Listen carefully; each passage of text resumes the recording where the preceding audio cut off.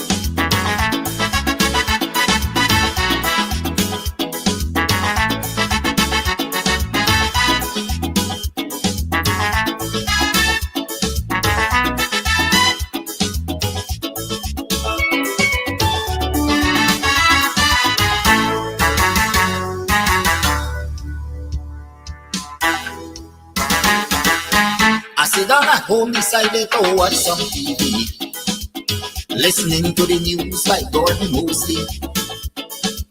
I listening to the things that he say he tracking tonight, paying close attention to make sure I hear it right. But when I hear the things that he mentioned on the news, I had to declare them kind of thing got me confused. I hear some things where the ERC noticing, and it convinced me that people ain't learning nothing. We hear so many times about them big name calling, and they say ERC pretend that they didn't learn nothing. But once you're black and you just decide to say a word or two, bet your life on that they say ERC coming for you.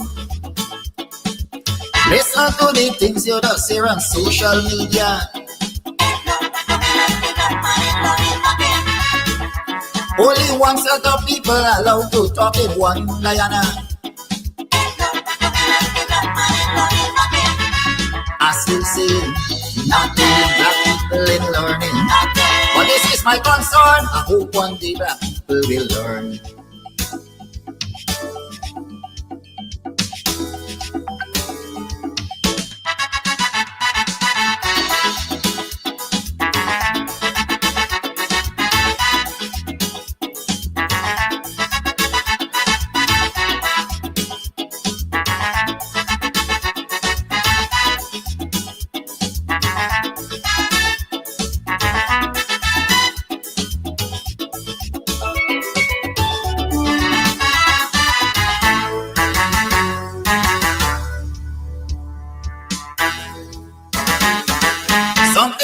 ERC that I would like to know, if any of his members happens to be black people, and if that is the case, I want them to answer this call. Tell me how come none of them ain't got no voice at all. You're showing signs of weakness and you're afraid to be fair, and we see the same thing happening year after year. And the day will come when all this nonsense will stop. That will be the day when black people decide to wake up. Not so long ago, something terrible happened. This young Indian man want to kill out all black people by poison. But if his shoes was on the other foot, would have been a big threat. But up to this day, this ERC can do nothing as yet. How come it's only black people committing cybercrime?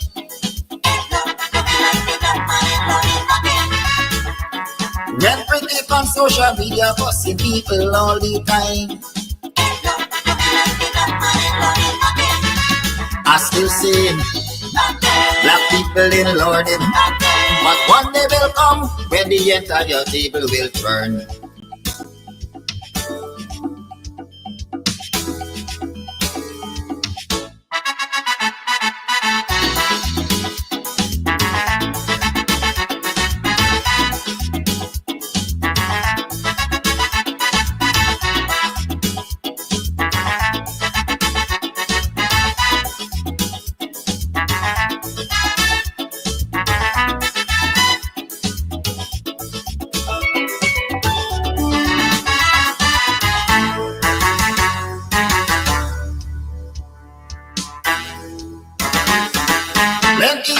Excuse me, see they fail to condemn, because these people think that the law is only for them.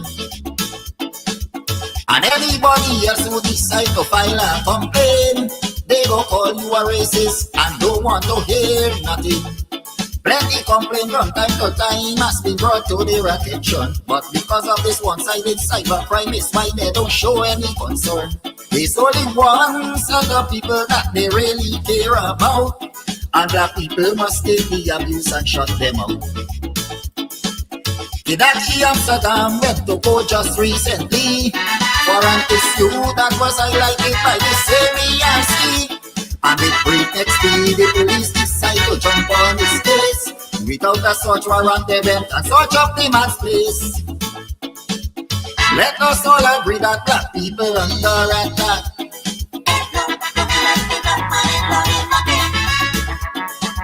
Different laws for you and me just because we black. I still singing. Black people in London. To all my black friends, we must put a stop to all this nonsense.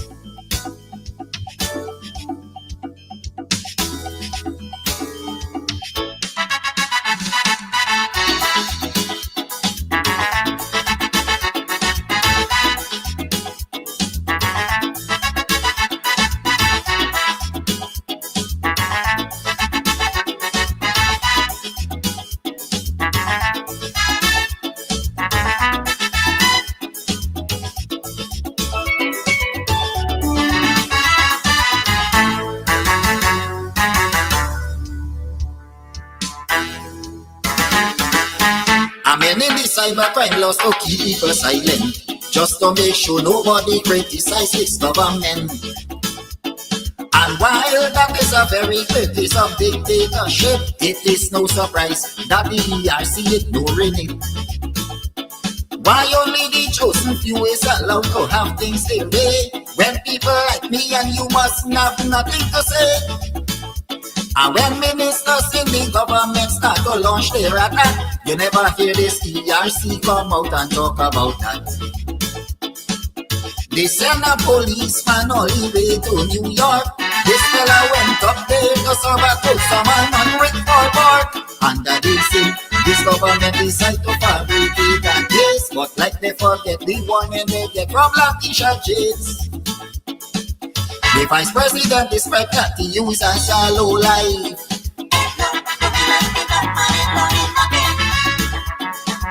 Because of this kind of abuse, he don't have a wife. I still singing. Black people in learning. Just the other day, I hope your man see help is on the way.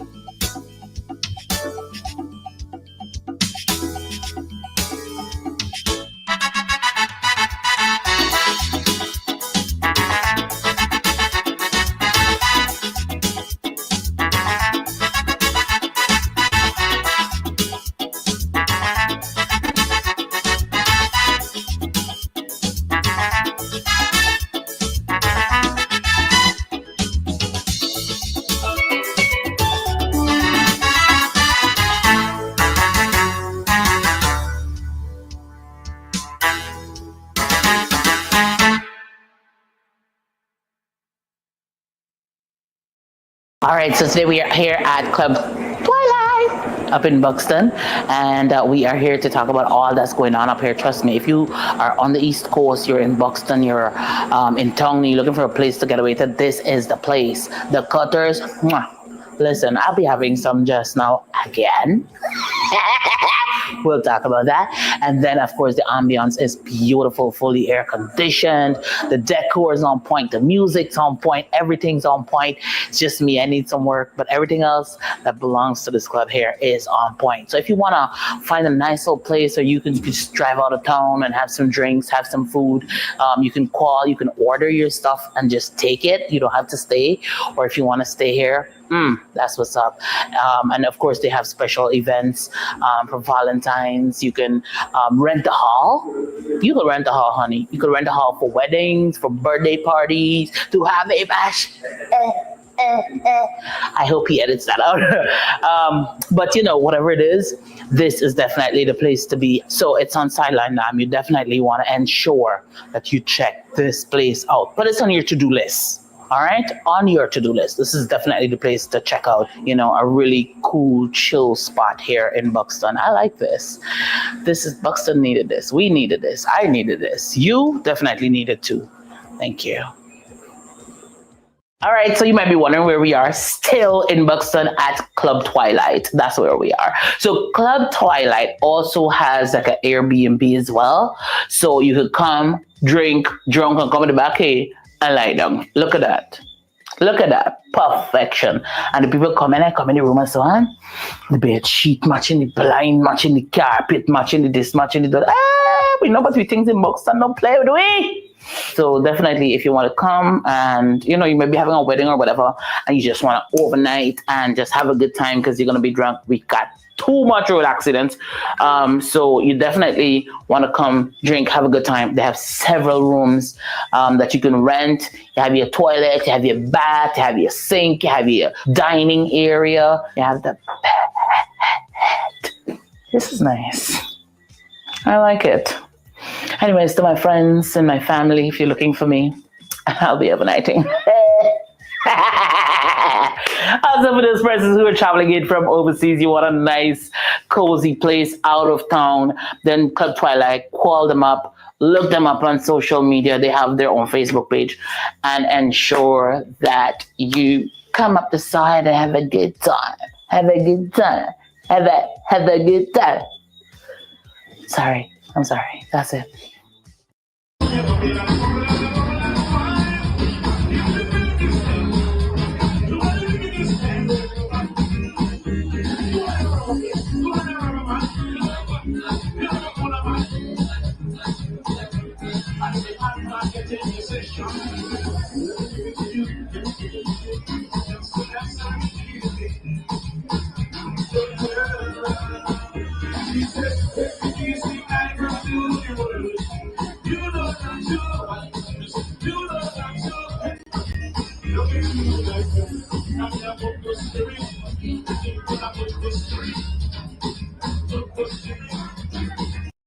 Are you hosting an event? Do you need ice, party ice in large or small quantities? Then call us at 622-5933 for the best party ice available. $1,000 per bag. We do delivery. EC Crystals, Sideline Dam, Buxton North. Call to have your orders filled today. You can get meat anywhere, but for the best cuts of chicken, beef, pork, mutton, and lots more, check out T and W Harris Butcher Shop located in the East Rheinveld Market Meat Section. Call us on 609-7168, 641-4494. Ask for Rastaman. T and W Harris Butcher Shop for the best in fresh cut meats and lots more. Are you looking for tents to rent? Well, look no further. At EC Party Rentals, Sideline Dam, Buxton North, we have tents in all sizes and colors. All sizes of tents we have. Small tents, big tents, medium tents, extra large tents. Call us on 622-5933. We have what you need. EC Party Rentals. Big on tents. She said, take it easy, I will do the work. You don't have to wind up yourself. You don't have to wind up yourself. Oh, she said, take it easy, I will do the work. You don't have to. Don't be a victim. Beat the heat with EC Crystals. Party ice in large and small quantities. Call 682-7981 or visit us at Club Twilight, Sideline Dam, Buxton North. EC Crystals, pure party ice. Planning a party? Worry no more. We have all the supplies you need. At EC Party Rentals, we have folding chairs, folding tables, square tables, round tables, long tables, short tables, big tables. We have chairs, red chairs, gold chairs, white chairs, crystal chairs, chairs of all type, throne chairs. What you want, we have.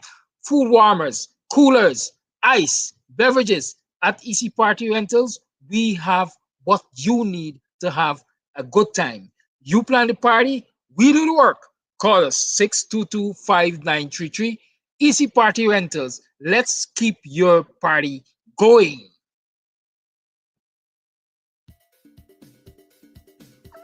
Stop running around like headless chicken. Go to Ashton's Marketplace for whole and cut chicken, beef, pork, processed meats like bacon, beef franks, smoked ham, ground pork, calabresa, and lots more. Ashton's offers wholesale and retail. Check them out. Call 613-2332 or WhatsApp 327-3955. Ashton's Marketplace. That's 72 Rob Street, Border.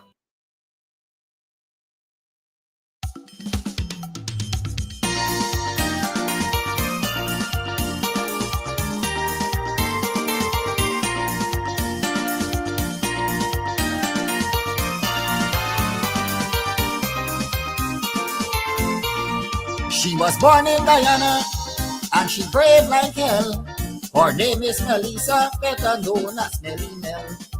A woman with pride and dignity, she is not afraid of anybody. Raising her voice, always defending democracy. She always finding the time and the courage to come and speak she mind. Always ready to answer your call, cause she ain't afraid of no one at all. So let me stand together and give me support to the sister. So this is no joke, go and let me show we support. Always speaking up for the poor man, always ready to lend a helping hand. When you talk, everybody listening, because we know it's wrong things you highlighting. So now it's time for boots on the ground to show support for the things you have done. We stand with the crew, it's solidarity with you.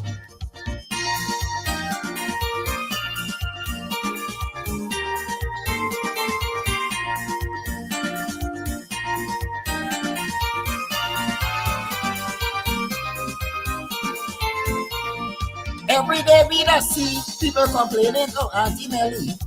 And what she does do is highlight all the issue.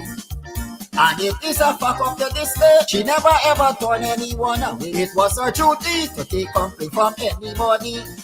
Serious thing like domestic abuse, even sometimes the police just refuse. But she follow up on them serious matter, things you don't hear about in Guyana. Since there is strength in unity, let me show support for Auntie Melly. Please don't turn your back, Auntie Melly is under attack. People just bring their business to she because they know satisfaction is guaranteed. And even them politicians, of course, and members of the Guyana police force. Your enemies want to see you fall, but your supporters want up this and all. It's a massive proof in solidarity with you.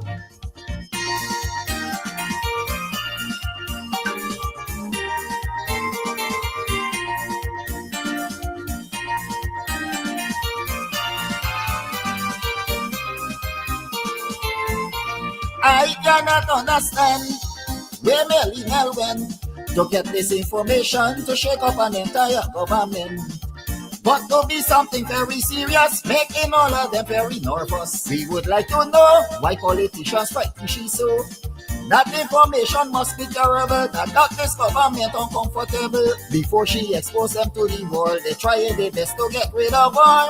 And all them fraudulent illicit things they don't want out to reveal. And skullduggery that going on in the ministry. People inside them government office call she and tell she all their business.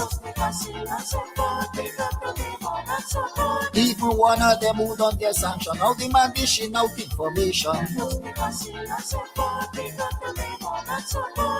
To get rid of you, they will try, and the whole world already know why the entire crew in solidarity with you.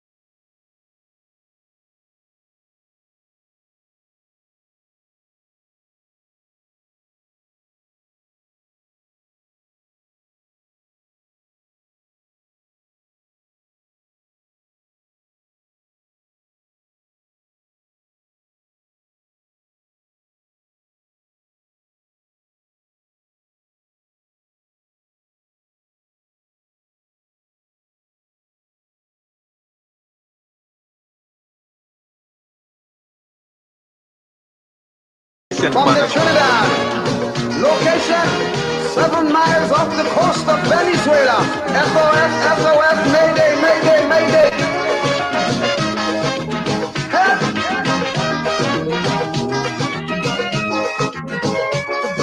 Help!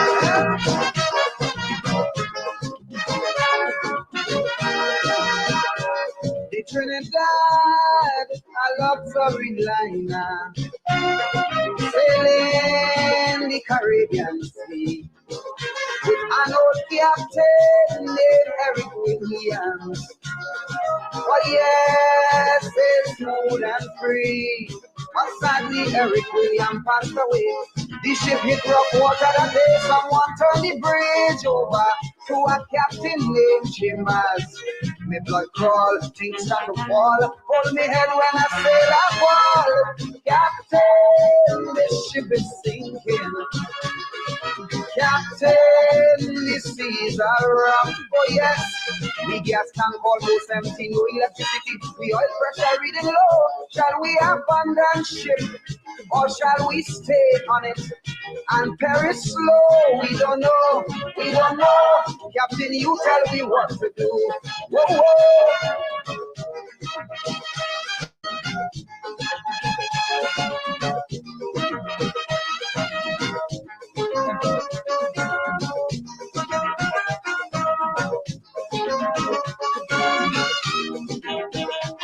The Trinidad, oh, she was a beauty with wealth that few surpassed. And in her day, she sailed majestically. There were few in her class. Faithfully, she fulfilled her sailor's need. Some were overpowered by greed, and so they built but slow. Some took bite, bulk, and go. Now she looked dull, she's on the lull. She could barely sit on her hull. Captain, the ship is sinking. Captain, the seas are rough. Oh yes, we got tank almost empty. No electricity, the oil pressure reading low. Shall we abandon ship or shall we stay on it and perish slow? We don't know, we don't know. Captain, you tell me what to do. Whoa, whoa.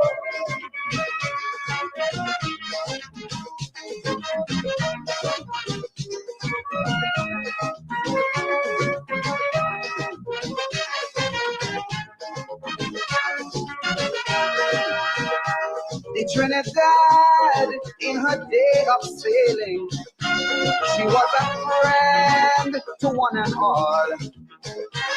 She never once ever hesitated to answer all SOS calls. And yes, well, she always did her best to help out those in distress. Now it's so sad to see she's in difficulties. Though she helped share, some of them share, and sarcastically declare, Captain, the ship is sinking. Captain, the seas are rough. We gas tank almost empty, no electricity. We oil pressure reading low. Shall we abandon ship or shall we sit on it and perish slow? We don't know, we don't know. Captain, you tell me what to do. Whoa, whoa.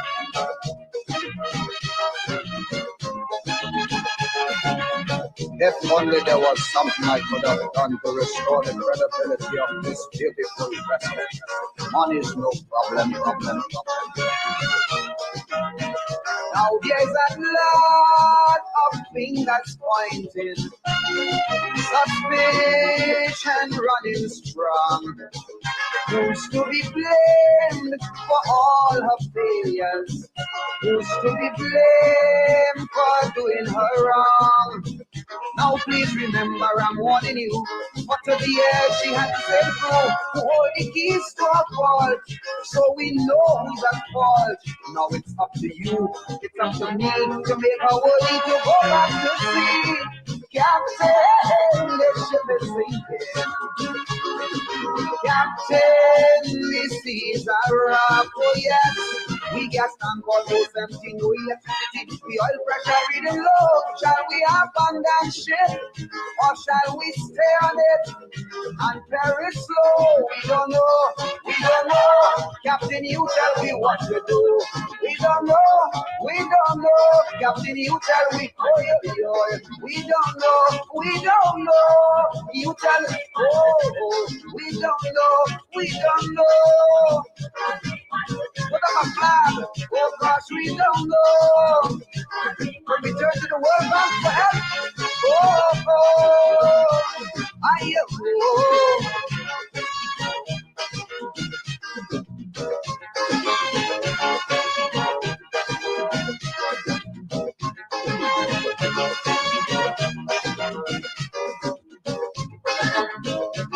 We don't know. We don't know. We don't know. Somebody put an application to the World Bank. How do we make up some help to do the repairs? We don't know. We don't know. We don't know.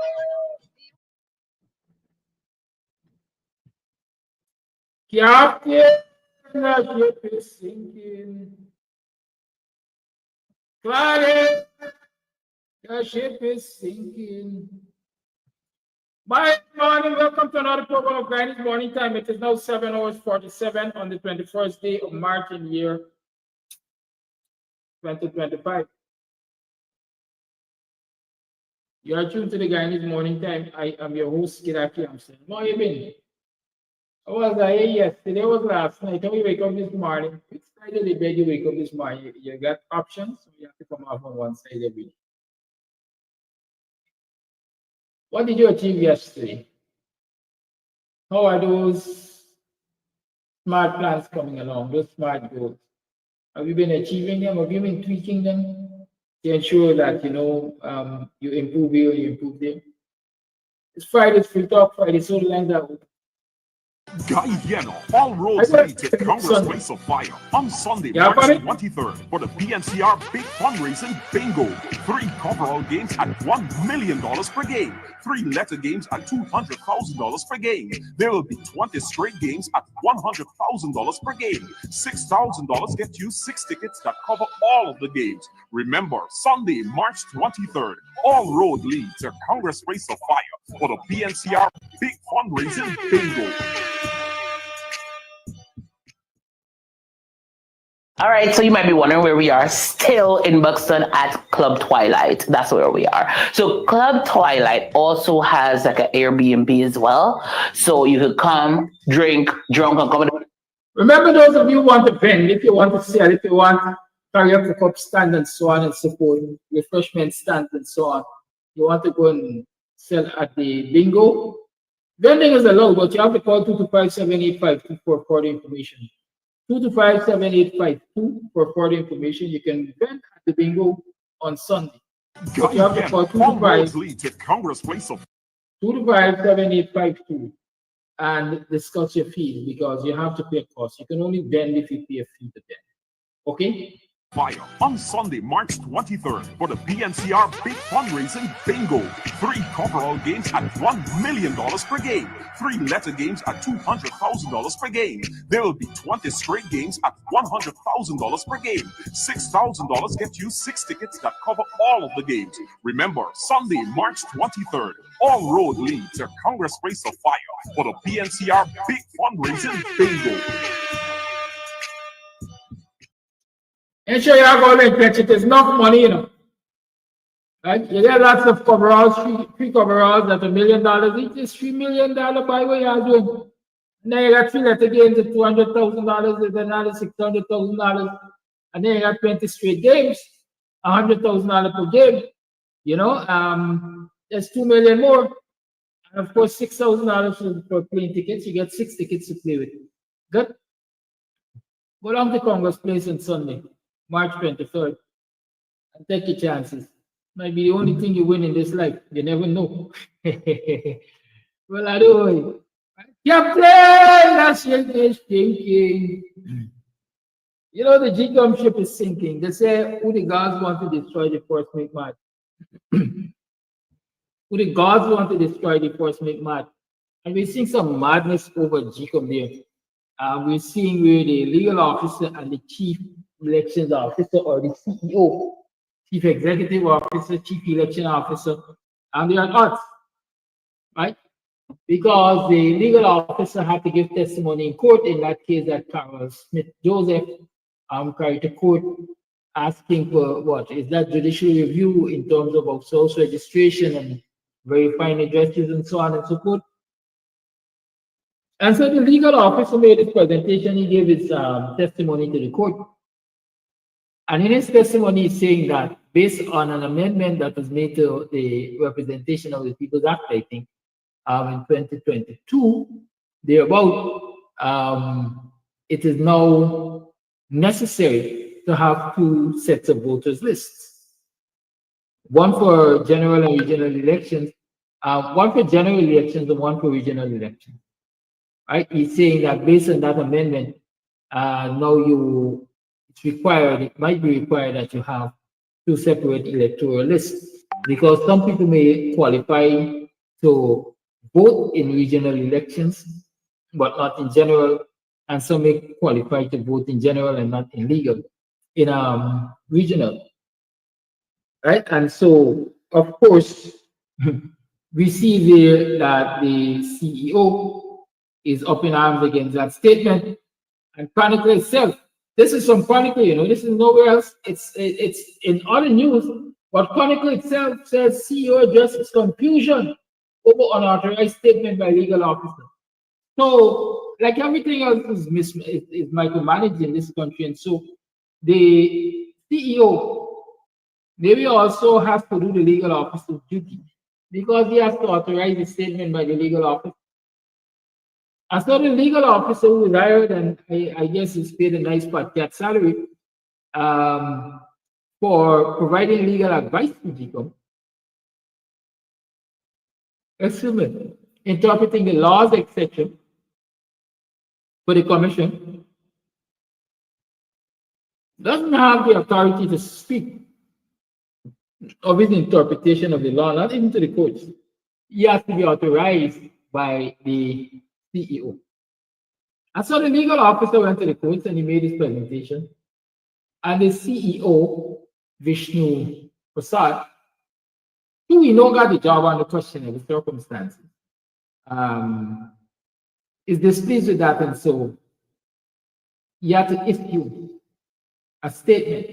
He had to address the confusion created by the legal officer. I want us to read that story because I want us to see what's happening over here. Chief Elections Officer CEO Vishnu Prasad has rejected recent statements by the Guyana Election Commission's GCOM's legal officer, Patrick De Silva, during a court hearing. De Silva, during the proceeding, suggested individual lists and ballot papers for the general and regional elections. Prasad, however, related that these comments were made without his approval and contrary to his instructions and procedures of the Commission. The CEO emphasized that the legal officer's statements were not only unauthorized but also inconsistent with the ongoing court case. Such inconsistency has caused potential confusion and misrepresentation of preparations for the upcoming elections. Prasad reiterated that the legal officer's statements were inconsistent with his own affidavit as a respondent in the court case, further emphasizing that the statements were unauthorized. Generally, Guyana used combined lists of electors and ballots for regional and general elections. A procedure continued up to the 2020 elections. No discussion at all has taken place within the Commission or amongst the stakeholders for altering the mode by using multiple ballots or multiple lists of electors. The effects of the legal officer's statements are extensive, since they create voter, political party, and international observers' confusion, which may threaten the election process. To clarify the issue and minimize the confusion, the CEO has explicitly stated that the legal officer's statements do not represent his orders or the position of the Commission. He said that he hopes all those stakeholders will see these statements as an exception and not an indicator of the official position or preparation of the Commission for the upcoming elections. This clarification is extremely significant in ensuring that the electoral process is transparent and credible, with all stakeholders being in harmony with the true policies and procedures of the commission. Now, Vishnu Prasad is arguing basically from a historical point of view. He's arguing from a historical point of view. This is how we did it in the past. And since this is how we did it in the past, this is how we will continue to do it. While the legal officer is saying, that since we changed the law in 2022, right? Since we changed the law in 2022, we got to do it different. You see, my thing is, I always tell people the only constant is change. The only constant is change. You must get change. Any developing society has to get change. And that is part of the problem we have in this society. Everybody continues to do the same old thing and expect that things are going to be different. It's crazy if you keep doing the same thing over and over and expect a different result. And that is the problem in the society. Everybody is contented with doing it just the way it used to be done and expecting that they will get a different result. Well, in this instance, Prasad is saying the same thing. We will do it how it used to be done, despite the fact that according to the legal office, the laws have been changed, and so it should be done differently. Right? You know why I see that? I see it as a good opening for a legal challenge to the election after they are held, or even before the first ballot is cast.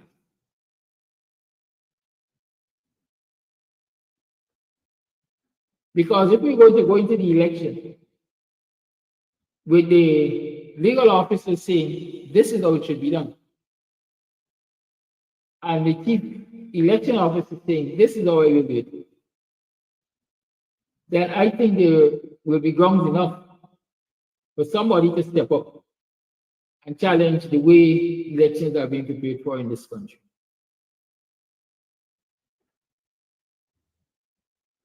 I'm throwing it out there.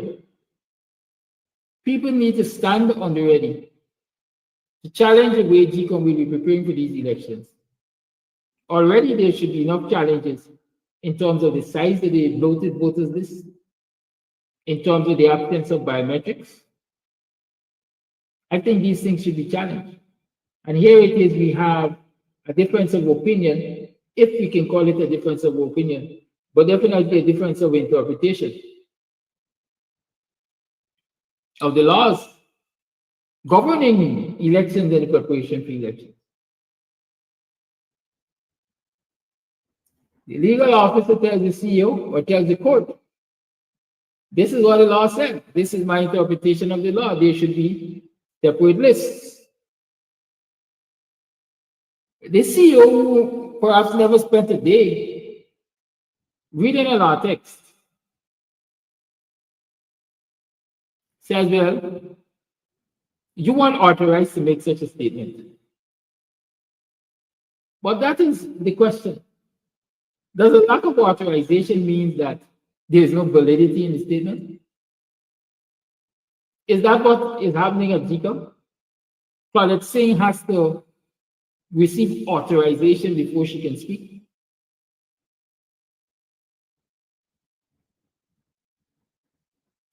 I'll talk to you. The PPP has to give Claudette Singh authorization before she can make certain pronouncements like biometrics. Yeah.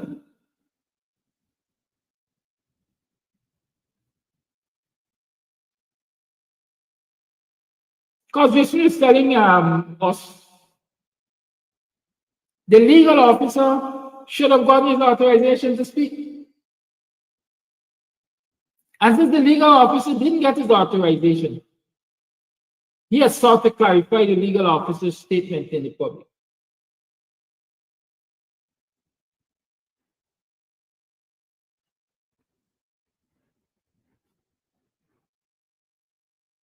I'm thankful the legal officer spoke. I'm waiting to see the result of those utterances.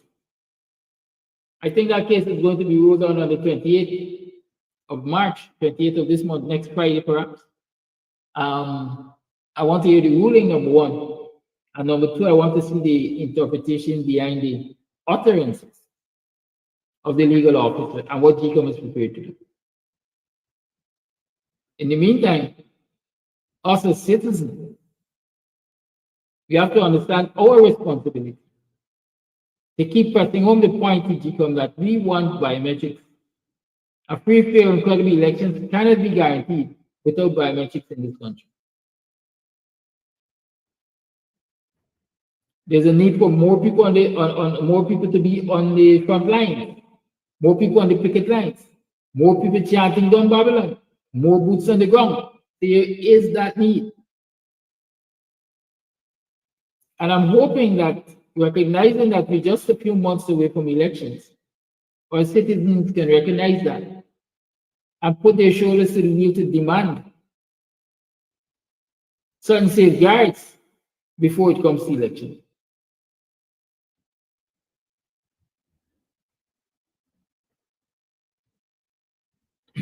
Okay?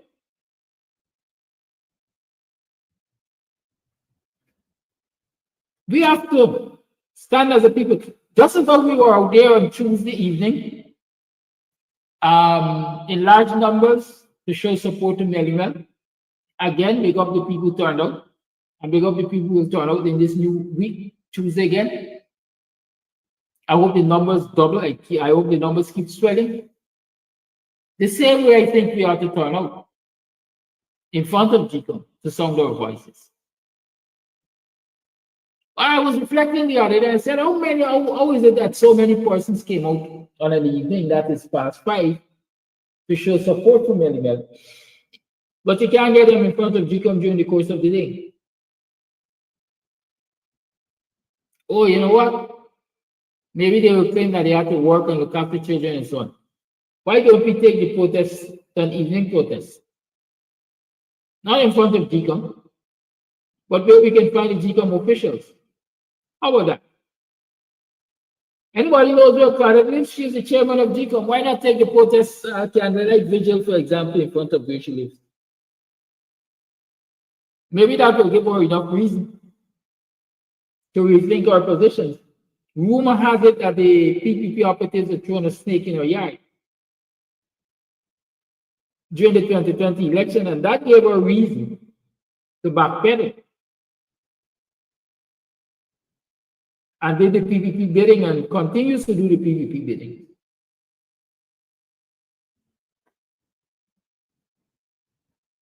So why don't we? Why can't we? Why shouldn't we?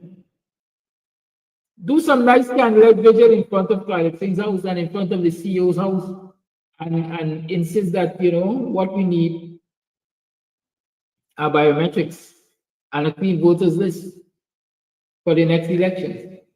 Can we do that? I think we can. Just as how we can galvanize those promising crowds in support of Melimel, we ought to be able to do it to support the changes that are necessary at GCOM so we can get fair and credible elections. That's one of the things Melimel was fighting for. Good governance. Good governance comes through free, fair, and credible elections and the people being able to hold their government accountable. So we don't necessarily have to depart from our solidarity with Melimel,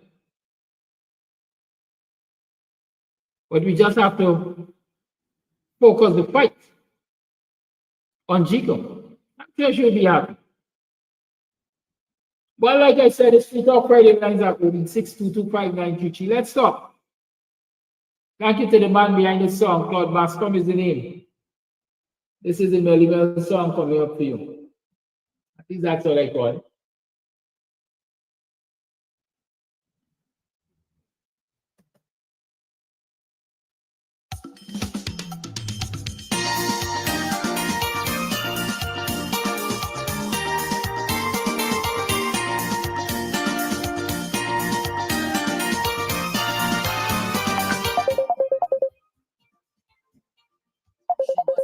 Guyana, and she brave like hell.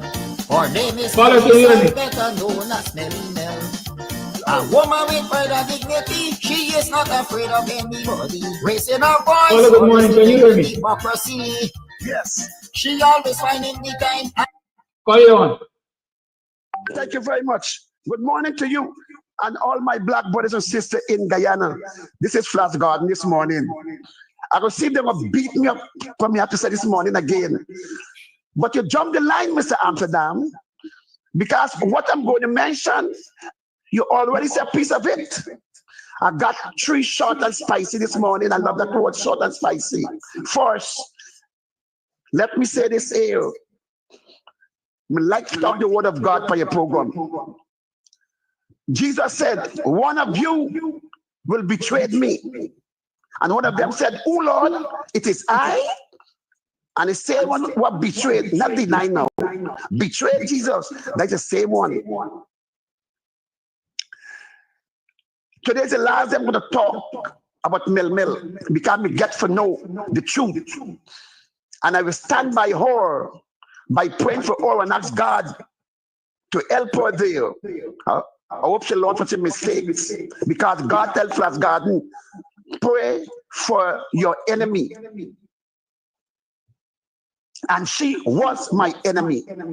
Now, the video that I saw, I say on the program that United States government do not put no person with citizenship in detention, deportation, only green card holder if they violate the green card and those who don't have papers.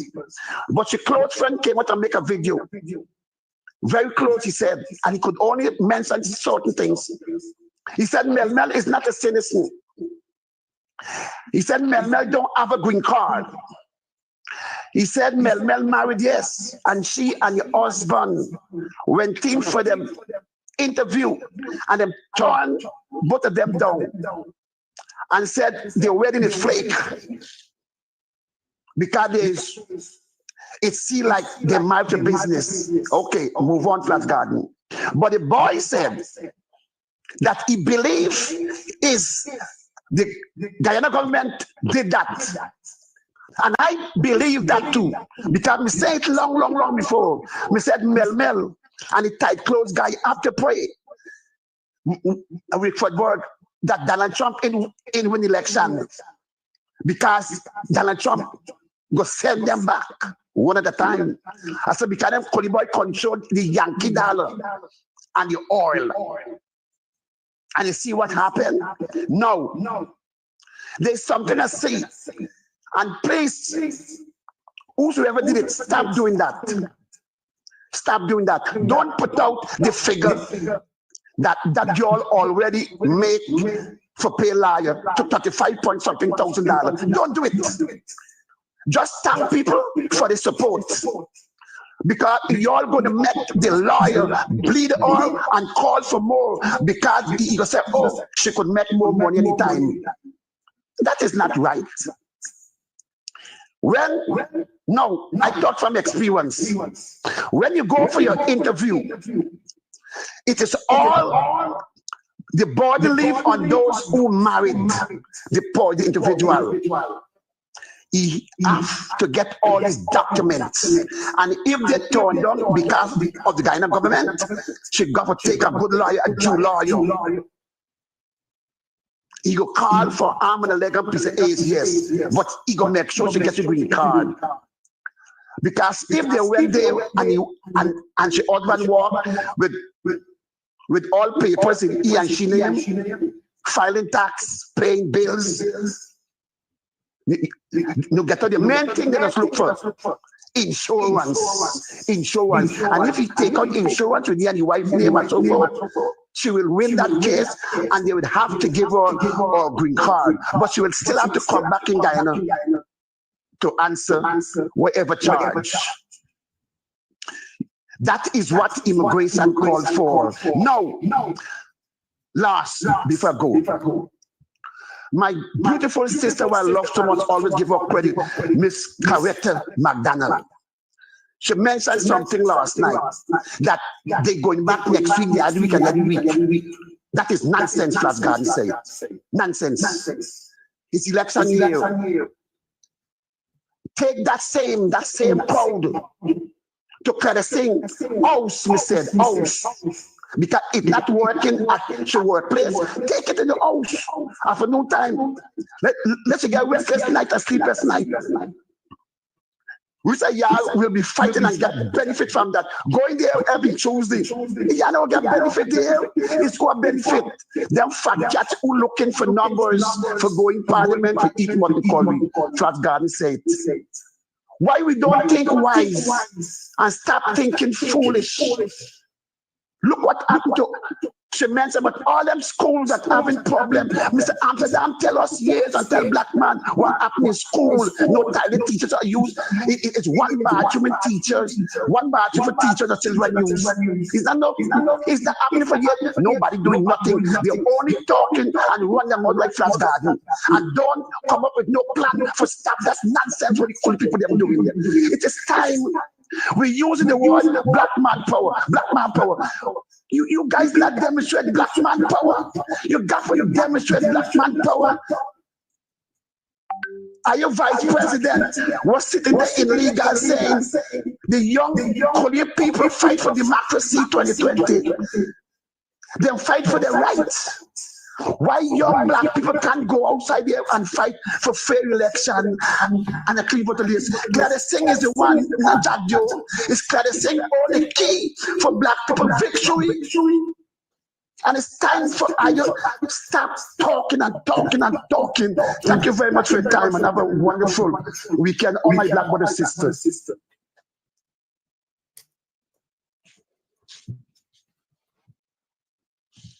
Thank you for your call. It's time for you to stop talking and talking and talking. Thank you very much for your time and have a Thank you for your call, Flash. And you know, the one thing I will say, and I will say clearly, is in terms like these, you have to be very careful because everybody has a story. Everybody knows what is Melly Mel's situation. Everybody knows. I see WCO, they say, in the Guyana Chronicle made a bold pronouncement that Melly Mel's problem is immigration. Right? I wonder what they know about Melly Mel that Melly Mel herself doesn't know about her. Because everybody got a pronouncement as to why she's in detention. Everybody got another date when she's going to court. Everybody knows the problems she has. Everybody knows who the enemies are. Right? But all of this knowledge is not, from where I sit so far, used to help bringing a resolution to the situation. Sometimes you just have to sit and wait. Because like I say, he will have a day in court and the information shall be made public at some point in time. We will know. Let us stop speculating because speculation can only harm us and further harm her. You want to help? Keep vigilant. Keep prayer. Keep issuing words of comfort and encouragement. That is enough. You don't have to appear to know everything or know it all. Right? Call it on. Yeah, good morning, Brother Kedaki, and good morning to the rest of Guyana. I must apologize not to being on the program for some while. As you know, Kedaki, when you get hustle and you got make ends meet, you know, time is in demand. I thought it best because the seminar I got a call in this morning. We have some very pressing issues at the moment in Guyana. We have our neighbor Venezuela is threatening to take away Essequibo from us. We have our sister Melly Mel's situation. But I have a suggestion. I don't know, it is alleged, I think I heard something like the leader of the opposition is saying that he don't believe in protest and this thing for time for protest or whatever. I couldn't be wrong. I couldn't be misquoting, right? But this man with his music. Yes. So I want to suggest that we, instead of all of us meeting at the square of the revolution, why don't Brother Nigel London, Vanessa Kissoon, Sharma Salman take care of Linden? Bring the people out in Linden. There's so much, we're taking a blow. Our people don't have money at this time. And there's a lot of people in Linden who would like to be a part of this revolution. And so I'm suggesting this morning, Brother Nigel, stay in Linden. Come out in Linden, have the vigil in Linden, protest in Linden. I'm calling on Essequibo, Dartmouth and Queenstown and the other villages. The leaders of those villages, come out. Dartmouth, take to the street, protest. Come to Regina, Bushland. All of us who are sympathetic, Mel, come out in Essequibo, and let's do this simultaneously. As we are at the square of the revolution, we want to have a link up that we can see what's happening in Linden. I'm calling on Barbies. Barbies, come out. Take to the streets in New Amsterdam. Protest in New Amsterdam. You don't have to, when the police come, you adhere to what the police is saying. Protest within the confines of the law. If in New Amsterdam, you can't go to Lancaster and Five and Liverpool come out on the road and protest. Do your vigil. What are we waiting for? What are we waiting for? For them to pick me up?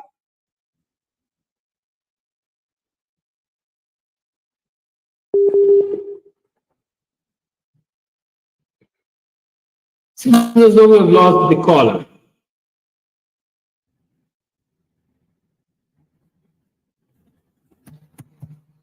Did it. Let's do it as the ancestors did it. They pool their resources together. They buy villages like Buxton, like Victoria, and all the other villages in Barbies. Listen, Nigel, Brother Nigel London, Sharma Salman, Vanessa Kissoon, and all you in Linden. Pool your resources. Let me do a donation thing in all the villages. Prepare your little snacks and whatever, buy your little water and answer you. Do your thing right in all the regions of Guyana. What are you waiting for? Don't wait on Aubrey to say anything. Let Aubrey lead from behind. Let Nigel lead from behind. And if it is possible, let me just get the two leaders, Nigel and Aubrey, and put them let us say somewhere in Congress, place in a room attacking. This is too much now. Don't let me wait till tomorrow. You hear they're going for Kidaki. Or got Kidaki. Or they got me. Or they got Sharon. And we must devise a system where you have a WhatsApp group or some system whereby as soon as you hear something, don't hesitate, like what you're doing. If you hear something happening to Sharon, within minutes we can respond. Thousands of us. Let us link together. I appreciate, I applaud the effort of the sisters that started coffee. We can continue with coffee, but going forward, as it relates to Tuesday, Linden, do your thing. Barbies, do your thing. Essequibo, Dartmouth, and all the villages come together and do your thing right where you are. You won't got to come to town. Thank you very much, later. Thank you for your call. Guys, remain open 6225933 is the number to call. You tune to the Guyanese morning time. It is 20 minutes past the 8 o'clock hour. I think we have a voice note.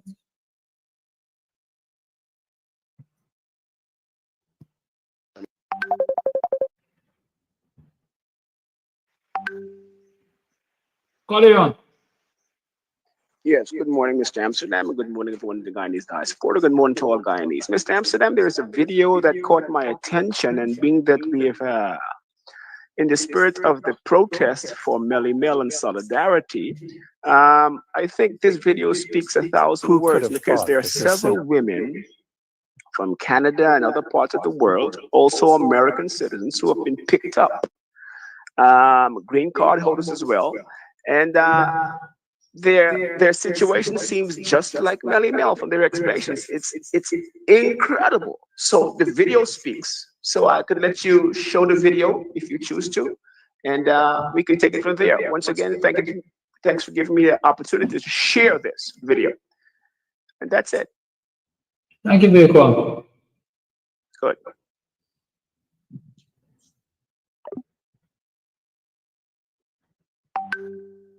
Our first look at a Canadian woman arrested by ICE after entering the San Diego border. I'm here today to say to Canadians to avoid travel to the United States if at all possible.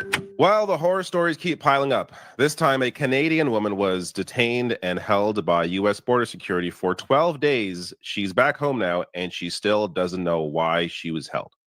So I'm going to get to her story as well as a recent interview that she did after returning home, and a couple of other stories. There are countless horror stories now about people who aren't American and those who even are American getting swept up by ICE for reasons that appear to not exist. One thing is for certain: if you are not American, don't travel to the US. There is no reason to go right now. If you're Canadian, go visit another part of Canada or go visit somewhere else. If you're European, you want to visit North America, go to Canada. It's spring now, things are getting warmer, it's nice. There's mountains, there's, places like Toronto where there's clubs and stuff. Like there's plenty of places you could go that are not in the US. So try and avoid it at all costs. And actually a Canadian politician is now telling Canadians to avoid travel to the US. So we'll get to his comments as well. First, just to run through some of these examples before I get to the Canadian who was detained. So this German national, Fabian Schmidt, was who has a U.S. green card, was detained at an ICE facility. So he was arrested and interrogated at the Boston airport. According to his mother and partner, they say they don't know why he's being held in an ICE facility. There's this story of this tourist, 28-year-old Becky Burke. These are her parents. She was chained, quote, like Hannibal Lecter. So she was in the middle of a backpacking trip, halfway through it, when American authorities snatched her up. Again, no one appears to know why. So she was held for 19 days before being allowed to go back home. And now we get to Jasmine Mooney. So this is a former actress. She now runs her own business, but she has a piece here breaking this all down. I'll let this below the video. This is in the Guardian. I'm the Canadian who was detained by ICE for 2 weeks. It felt like I had been kidnapped. I was stuck in a freezing cell without explanation, despite eventually having lawyers and media attention. Yet compared with others, I was lucky. So let me first start with this piece in a local ABC station discussing what happened to her. Jasmine Mooney spoke to Team 10 investigator Austin Grabish in an exclusive interview today.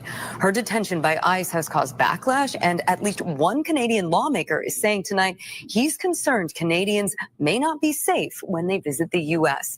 I spoke to her during a video call in an exclusive interview from the Arizona ICE detention center where she's being housed in earlier today.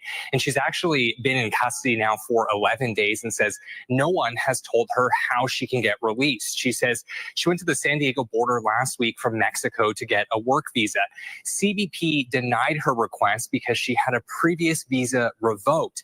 Now, Lindsay, rather than turning her back to Mexico, she says CBP detained her for 2 days in a cold cell, and then ICE arrested her and placed her inside the Otay Mesa Detention Center.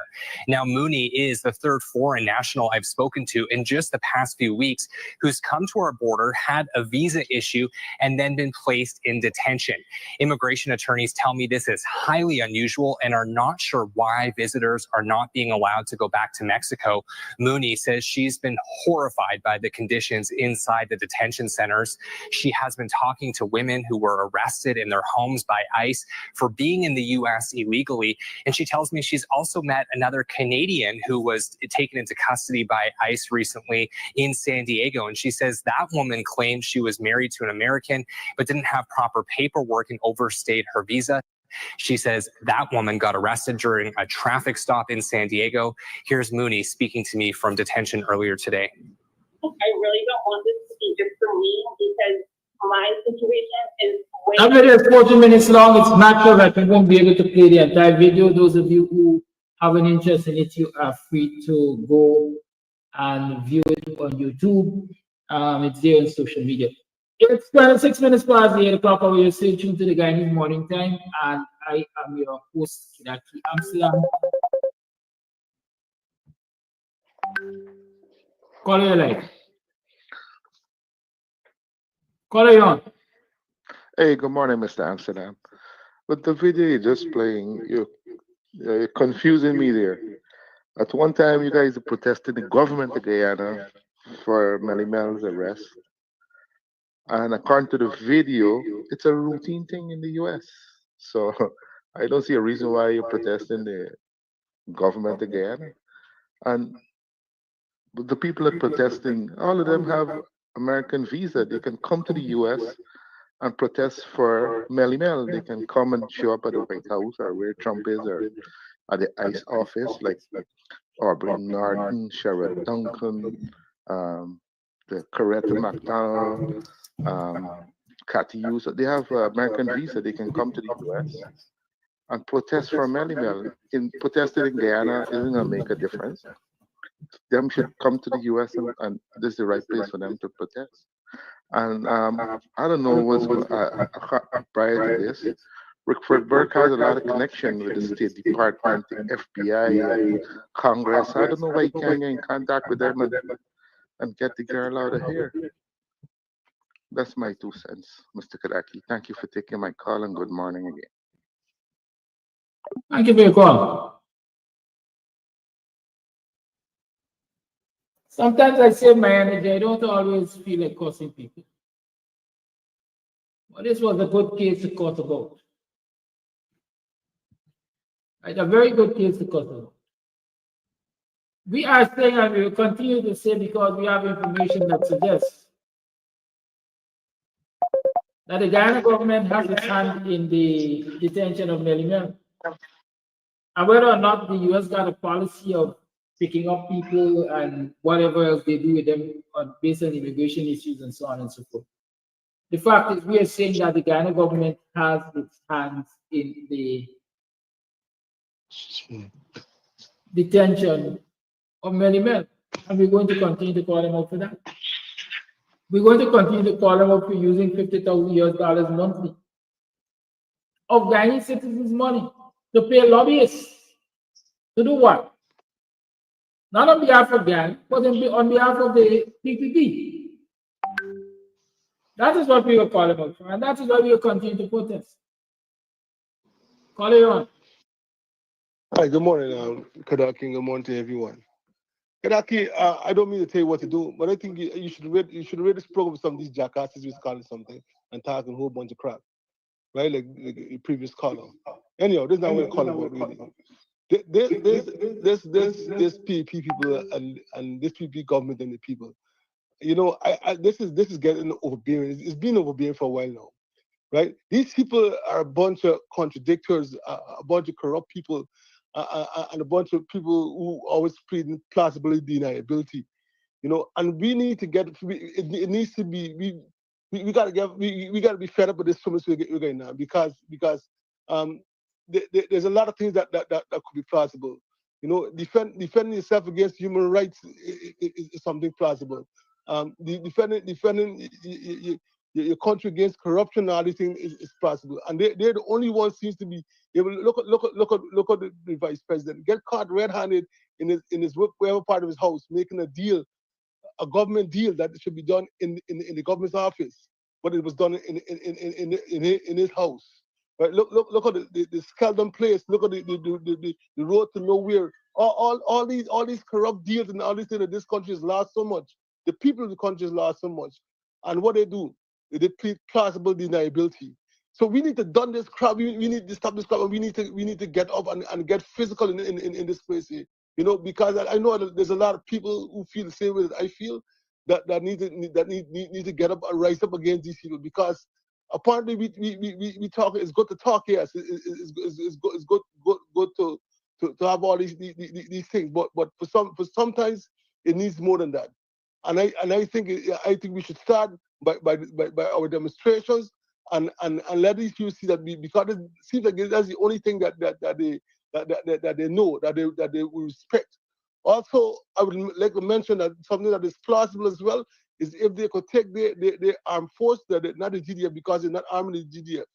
They should take their military, they wherever you call them, the security force, wherever you call them, paramilitary, wherever you call them, and they've already. I can't say them arm them because they've already armed them. Throw them at the border and then kill Venezuelan criminals who's coming and shooting up Guyana army people. Right? That is plausible. Right? So we need to show these people stop talking and show these people and get up and get some action in this place. That is what we need to do so these people could understand what the situation that we're in and we're ready to retaliate. Because right about now, all they're doing is mashing us, keeping the feet on our necks, and thinking that we nothing. That they could do us anything they want to do. They could go and do any corrupt deal. They could do anything, take away land from people and do anything. And we're not saying anything about it. We're not doing anything about it. But there's not the people that I know. I know we just rise up. So we need to rise up. People, we need to rise up. Thank you for your time.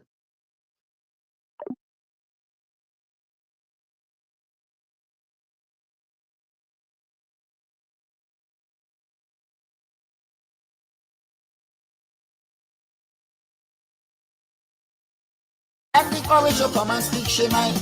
Always ready to answer your call, cause she ain't afraid of no one at all. So let me stand together and give me support to the sister. So this is no joke. Go and let me show we support. Always speaking up for the poor man. Always ready to lend a helping hand. Then you talk everybody listening, because we know it's wrong things you highlighting. So now it's time for boots and the ground to show support for the things you have done. It's not with the crew. It's all a guarantee with you.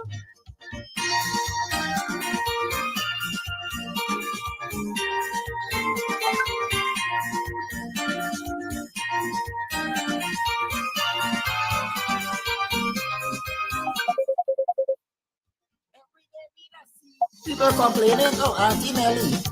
And what she does good morning to everybody.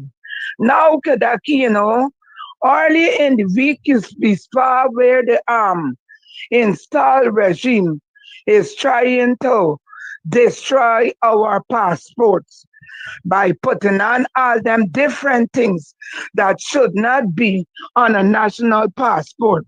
That brings me to remember when they had already put on all the police vehicle and police station, police here and that. And I hope that we can fight off that passport, because now I'm a Christian and I wouldn't want to have my passport with Kuli deity. I don't know what it is all about. The former passports had no inkling about religion on it. And I don't see why at this juncture our passport must be depicting a religion on the passport.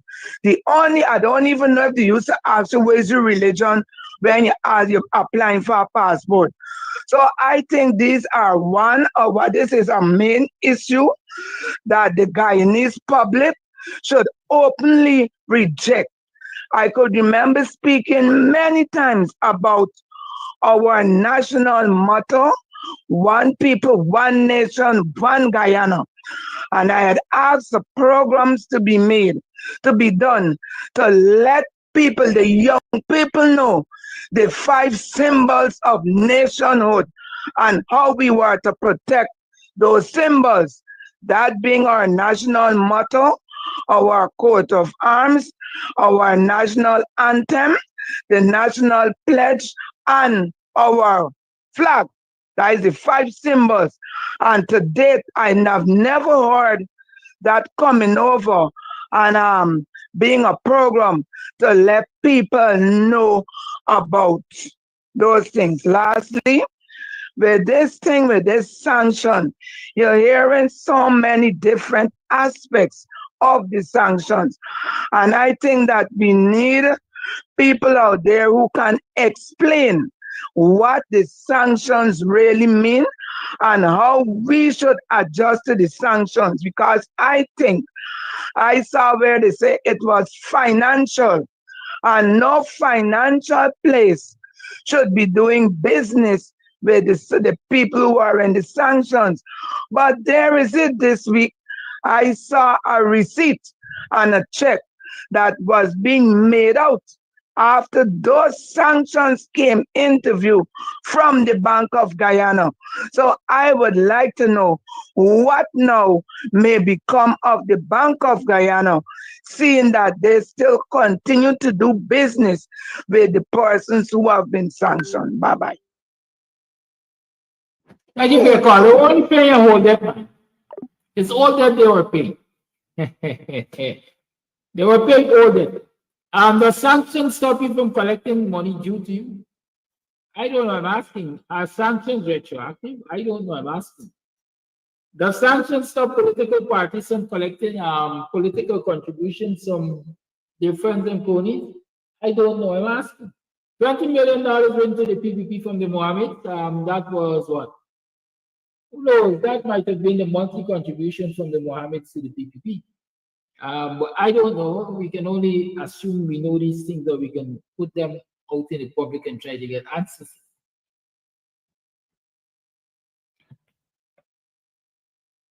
Good morning to all guys. This is Kadaki, good morning. I wonder why since the pump man and the blink man visit Guyana and gone back to the States, then they got issued mail. And then people saying it's not political. There is one. Two, and the listening the program yesterday, and they were afraid the kids who call people jackass. Like since he get the bucket load from Barrett, since he get Barrett bucket load, he gets stupid up to now, calling people jackass. A bad son of jackass and throw a whole bucket load for the 3. I want to know why is it that the spitting image of the devil had to come from unity. Bye-bye.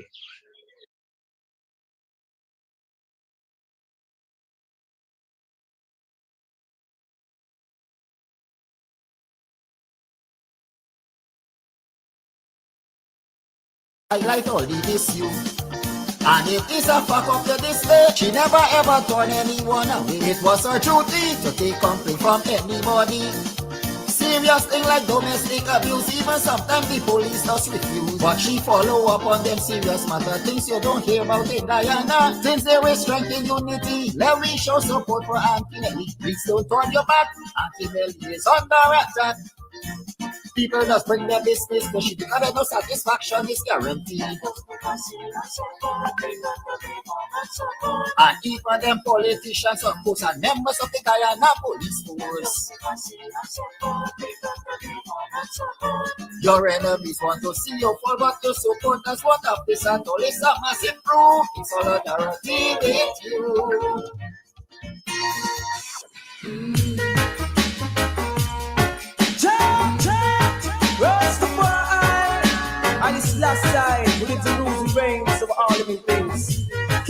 kings, rule our things.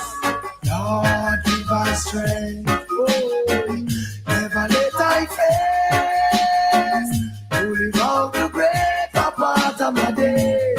Give us strength. Oh, Jah, give us strength. Oh, never let I face no to live out the greater part of my days. Give us strength. Yeah. Indeed, I see pestilence and plague, but I'm not afraid. They are looking for what they can take. Coming all size, appearing all shape. Lord, give us the vision to differentiate. Yeah, they wait, we shall escape. God who protect is greater than great. In all that we do, He holds our faith. Jah give us strength. Yeah. Never let I face no to live out the greater part of my days. Give us strength. Whoa, Jah, give us strength. Yeah. I never let I face to live out the greater part of my days. Give us strength. Yeah. Teach the youth them right in the way they should grow. Joy is a stream, constantly flow, and I don't wanna be unhappy. Let me live till I'm great. I work hard to get there. Keep out of tailbearers and backbiters way. Never let the seat of education decay. No way. Jah give us strength. Yeah. Never let I face no to live out the greater part of my days. Give us strength. Yeah. Jah give us strength. I never let I face to live out the greater part of my days. Give us strength. Shiloh. As plain as day now is that you will not listen. I see unattentively, witnessing tears rolling down cheeks, caring not about the damage they call it miscarriage. Oh, just stand in my heart for me. Jah give us strength. I never let I face to live out the greater part of my days. Give us strength. Yeah. Jah keep us straight. Whoa, never let us face no live out the greater part of our days. Give us strength. He who suffers conquers, winning the crown of victory in the end. The hour is near, arise and defend all our freedom defend. That's why teach the youth them right in the way they should grow. Joy is a stream that constantly flow, and I don't wanna be unhappy. So let me live till I'm great. I work hard to get paid. Keep out of tailbearers and backbiters way. Never let the speed of education decay. No way. Jah give us strength. Yeah. I never let I fail. No, live out the greater part of my days.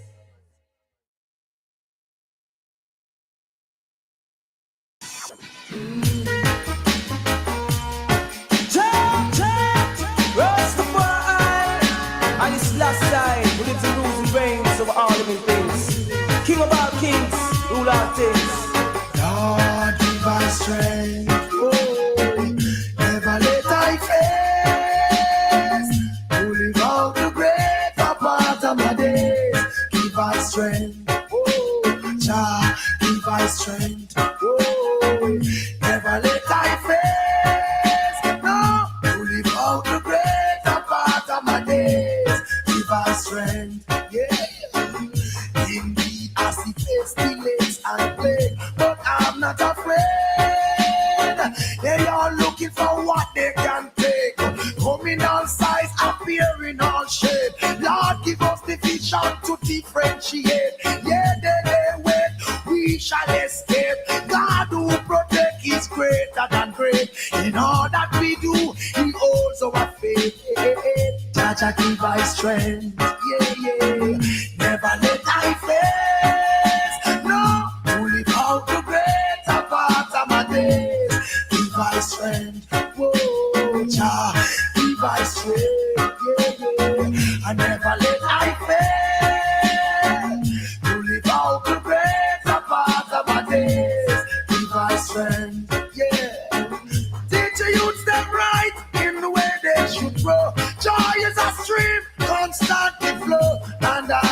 wanna be unhappy.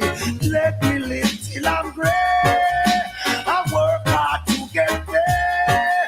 Keep out of tailbearers and backbiters way. Never let the seat of education decay, no way. Jaja give us strength, yeah, yeah. Never let I face, no. To live out the greater part of my days. Give us strength, yeah, yeah. Jah, give us strength. I never let I face, oh. To live out the greater part of my days. Give us strength. Shiloh. As plain as day now, is that you will not listen. I see unattentively, witnessing tears rolling down cheeks, caring not about the damage they call it miscarriage. Oh, just stand in my heart, yeah. Jaja give us strength, yeah, yeah. I never let I face to live out the greater part of my days. Give us strength, yeah, yeah. Jah, keep us straight. Whoa, never let us face. No, live out the greater part of our days. Give us strength. He who suffers conquers, winning the crown of victory in the end. The hour is near, arise and defend all our freedom defend. That's why teach the youth step right in the way they should grow. Joy is a stream that constantly flow, and I don't wanna be unhappy, so let me live till I'm gray. I work hard to get paid. Keep out of tailbearers and backbiters way. Never let the speed of education decay, no way. Jaja give us strength, yeah, yeah. I never let I fail, no. Live out the greater part of my days.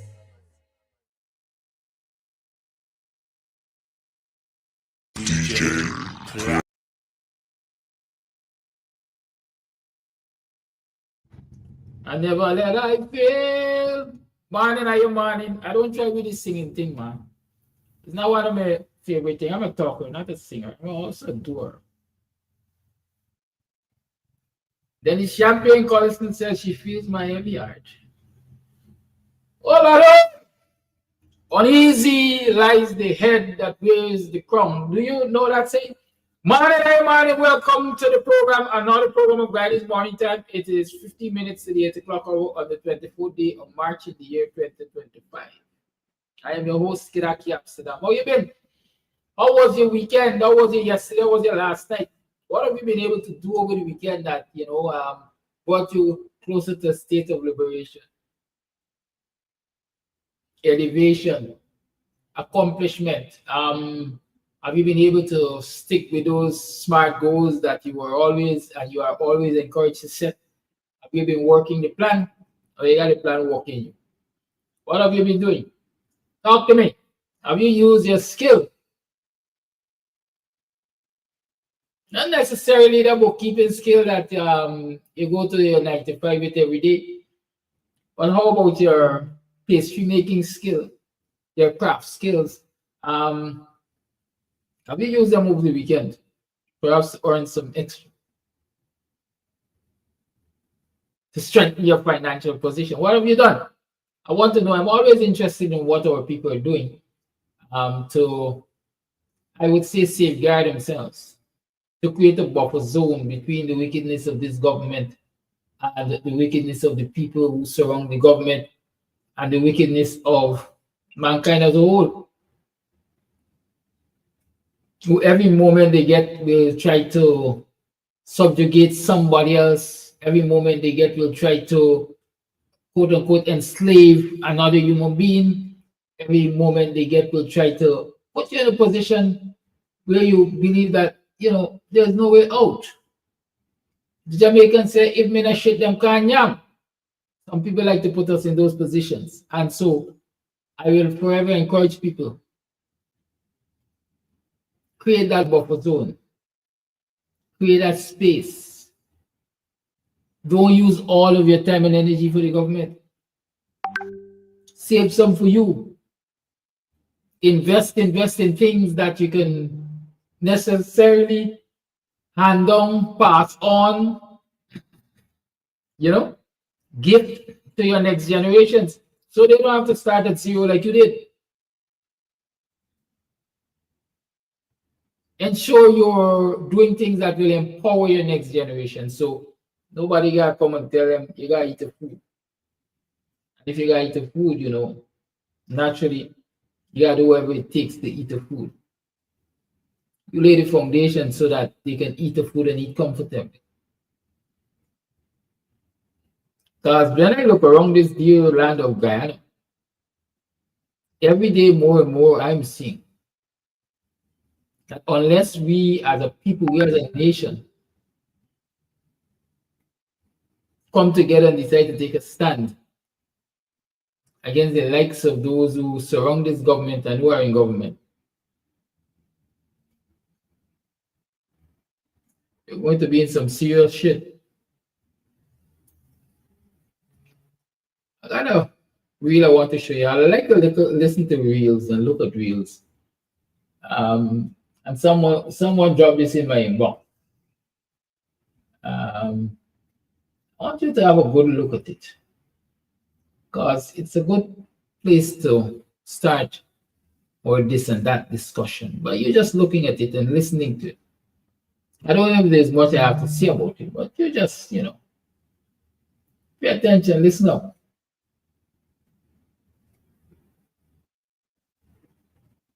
Throughout history. Enjoy. You've made quite a lot of money this year, sir. You can buy 10 slaves. Oh, well, that is good news. And you can buy 10 slaves. Well, I'll take 10 slaves then. You made quite a lot of money this year, sir. Oh, that is good news indeed. Once again, congratulations. What can I buy? You can buy 20 slaves. Well, then I'll take 20 slaves. You can buy 30 slaves. 30 slaves? You can buy 40 slaves. 40 slaves. 50 slaves. 60 slaves. 60. 70. 80. 90. You can't buy slaves anymore. What? No more slaves? Why not? Well, it's a law. What? That's just been passed. So now slaves are illegal in this country. Apologies. Ooh, what's going to happen to my slaves? No more slaves. I'm just supposed to go out there to the market and see Jamal and say, hey, Jamal, let's be friends even though I own you? Well, you don't own him. Stop reminding me. You could buy a steel company. You could buy a mining factory. Fine. Sheep's farm. That's fine. Go ahead, buy that. A yacht. Yes. A Miami condominium. Take 3 jets. A super yacht. A company. Okay, I'll take a super yacht. Football team. You could buy an election. What was that? You could buy an election, sir. Oh. Well, that sounds very nice. I'll take one of those. What else? You could buy a president. Yes, that sounds good. I'll take one of those. What else? You could buy your way into the government. And control all the levers of wealth throughout the nation. Throughout the world. What else? Well, sir, that's pretty good. I think we can stop there. There's something else and you know it. No, there's not. There's something more and you know it. I don't know what you're talking about. You know what I actually don't know. Why are you holding back? If I own the government and the government makes the laws, then I can buy whatever I want.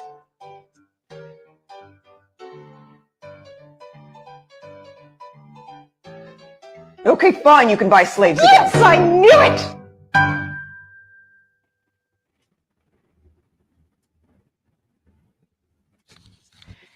This is a sketch I wrote called The History of Wealth Throughout History. Enjoy. You've made quite a lot of money this year, sir. You can buy 10 slaves. Oh, well, that is good news. And you can buy 10 slaves. Well, I'll take 10 slaves then. You made quite a lot of money this year, sir. Oh, that is good news indeed. Once again, congratulations. What can I buy? You can buy 20 slaves. Well, then I'll take 20 slaves. You can buy 30 slaves. 30 slaves? You can buy 40 slaves. 40 slaves. 50 slaves. 60 slaves. 60. 70. 80. 90. You can't buy slaves anymore. What? No more slaves? Why not? Well, it's a law that's just been passed. So now slaves are illegal in this country. Apologies. Ooh, what's going to happen to my slaves? No more slaves. I'm just supposed to go out there to the market and see Jamal and say, hey, Jamal, let's be friends even though I own you? Well, you don't own him. Stop reminding me. You could buy a steel company. You could buy a mining factory. Fine. A sheep's farm. That's You could buy fine. a Go private ahead, buy jet, that. a yacht. Yes. A Miami condominium. Take 3 a jets. super yacht. A Okay, company. I'll take you could a buy super a yacht. football Fine. team. You could buy an election. What was that? You could buy an election, sir. Oh, well, that sounds very nice. I'll take one of those. What else? You could buy a president. Yes, that sounds good. I'll take one of those. What else? You could buy your way into the government. And Control all the levers of wealth throughout the nation, throughout the world. What else? Well, sir, that's pretty good. I think we can stop there. There's something else, and you know it. No, there's not. There's something more, and you know it. I don't know what you're talking about. You know what I actually want. don't know. Why are you holding back? If I own the government and the government makes the laws, then I can buy whatever I want.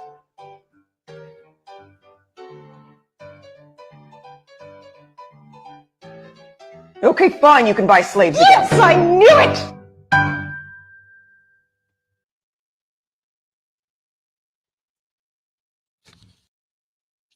We all think I was asleep. No, I wasn't asleep. I wanted you to hear at these points. I really wanted you to hear it at this point. That alone could be my message to this morning on Guyanese Morning Time. How do you interpret that short skit, the reel? It brought us right to 2025. How do you interpret it through the years? How do you sit in relation to what's happening in this dear land of ours?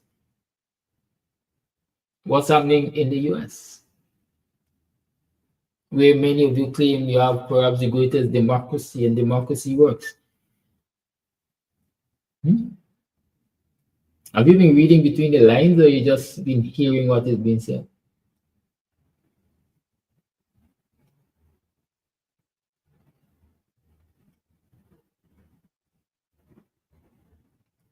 Michael George is saying, why buy a slave when we could buy G-Com rocks and George and the Speaker of the House, Manzo Nadir, etc., etc. But what do you consider those? Huh? There's another instructive piece I read years ago perhaps. Social media is a great teacher. It is argued you don't need education for anything. You don't need education for anything. What you need is money. Because if you get money, you can pay for everything else you need. You could buy a scriptwriter. You could buy a politician. You could buy the police. You could buy the government. You could buy education. You don't need money. You don't need education for anything. Money makes the world go round. But let's look at our reality in terms of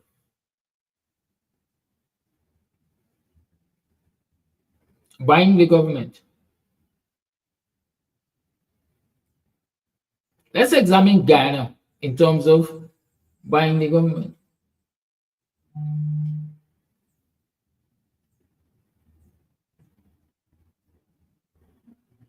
How many times has the government of Ghana been sold, bought and paid for, as we like to say?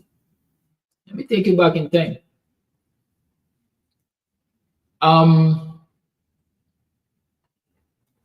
If you ask for the receipts, I can't necessarily go and bring you the receipts because my intention wasn't even to talk to you about all of this which I'm talking to you about. But can you remember the days when Roger Khan said that he was fighting crime on behalf of the government of Guyana? Can you remember that? He had a full page newspaper, Arin Kaicho News. In fact, I think it was the 3 dailies. Right? 40 slaves, 50 slaves, 60 slaves, 60, 70. He was fighting crime on behalf of the government. He was saving the government of the day.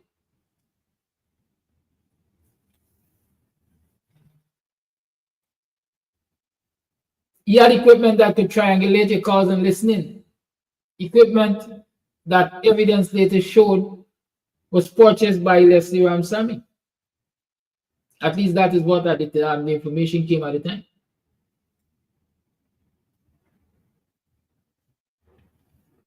Roger Khan, follow me. You see where I'm going? It was the best known secret, if there's any such thing, in this country at the time. That Roger Khan was the commissioner of the police of commissioner, the commissioner of the police commissioner.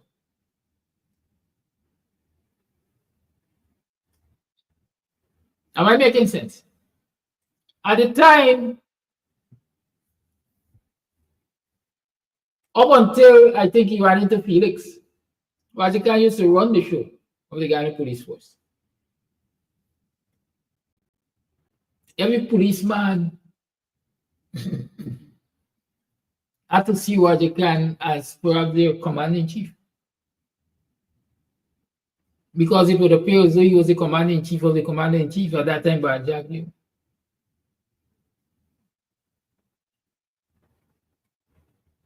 And so when Roger Khan told the police, jump, all they had to do is ask her why, or jump to where. Listen to what is my name? Hines. Is the name? What is the name? Sean Hines. Where's Sean Hines, by the way?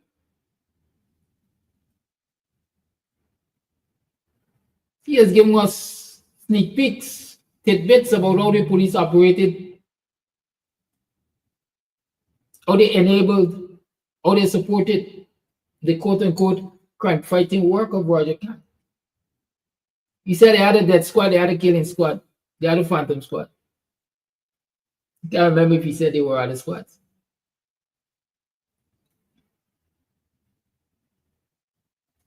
And Khan was only able to do that. As a matter of fact, it was alleged at the time too that he was paying public servants. Can you remember that?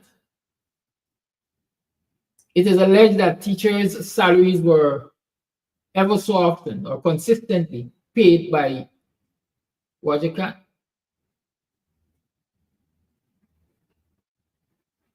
Or should I say public servants' salary? Well, I definitely remember teachers' salaries being mentioned in that mix-up, teachers and police. So he had bought the government.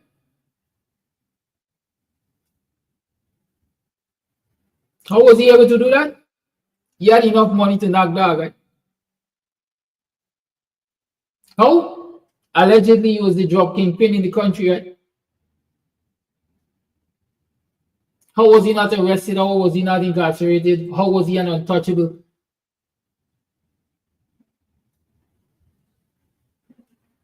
Because he had enough money to buy out the PPP.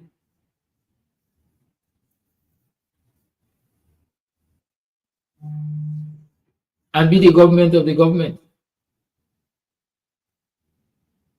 Those were torrid times in this country. Thousands of citizens lost their lives and their livelihood and their freedom. Many are still suffering from PTSD, post-traumatic stress disorder, because wasn't a little bit stressed and strained. every community, I dare argue, was affected by this phenomenon. People lived in fear.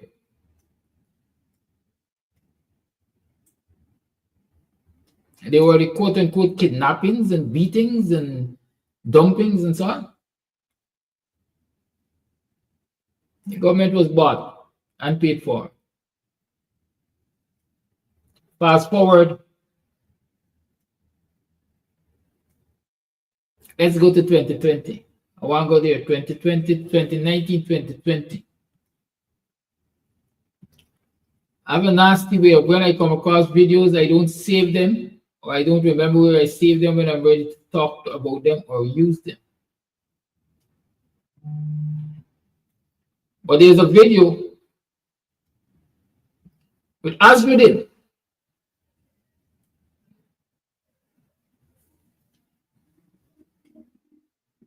Right?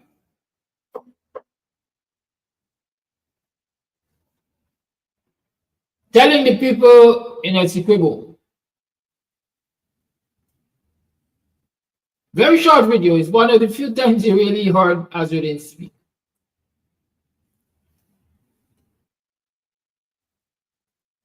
He said, you know, in 2019 and 2020, me and my men used to protect them.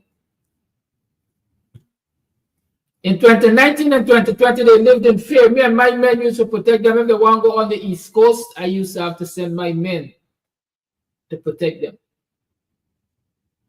Some of you might have seen that video. If you didn't see it, go look for it. Usually, it's all those things are on King Mohammed's page now. Right?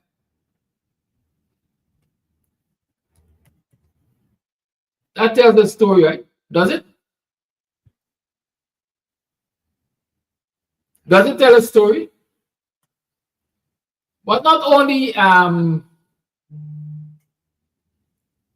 did we see or did I hear that said on that video, we also saw last week a check, didn't we? Of $20 million being issued to the PPP from the Mohammeds.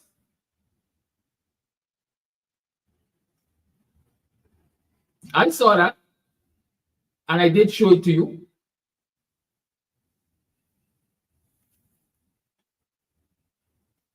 So there's evidence that the Mohammeds were paying money to the PPP. There's evidence every single one of us saw leading up to the elections and immediately after the elections, the Mohammeds was providing security detail and armored escort vehicle for Ali. Y'all remember that?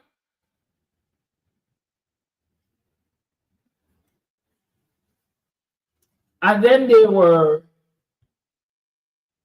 allegations, suggestions, people's tongue, as we say, tongues were wagging about the Mohammeds, in particular, Azmuddin being given, I would say, sweetheart deals, tax write-offs or exemptions, or people simply turning a blind on duties payable on luxury vehicles, etc., etc. Y'all remember people were talking about those things? Yes, people were talking about those things. How do you get to do that? How do you get to, according to GRA, not pay the right amount of duties on things you import in this country?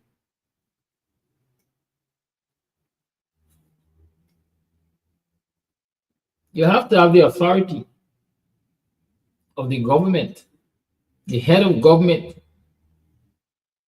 to be able to do that. Anything you try to bring into this country, customs, they examine it with a fine-tooth comb in most instances.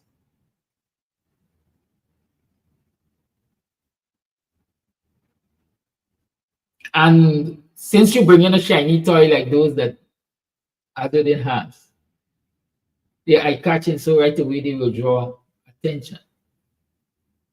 So this recent declaration from GRA that duties were understated, value was understated, and so duties were miscalculated, and so on and so forth. Tell them I see. Fool a tab with fool now listen. Because if GRA was serious about doing its duty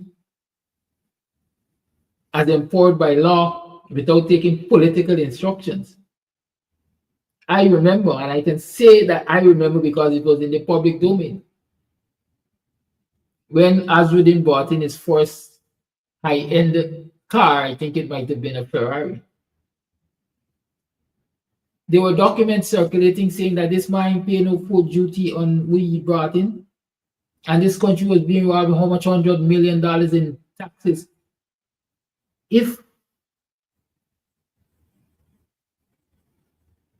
GIA were doing what was supposed to be done without political interference and control of those who can buy the government, they would have gotten it right since then. But no, they only attempt to get it right after there apparently is a fallout between he who provided, according to him, in 2019, 2020, security and protected those who are now in government. Only then GRA could do to recalculate duties, because this man no longer speaks with the authority of the government that he had bought back then. I'm just giving you these tidbits. Fast forward to 2025.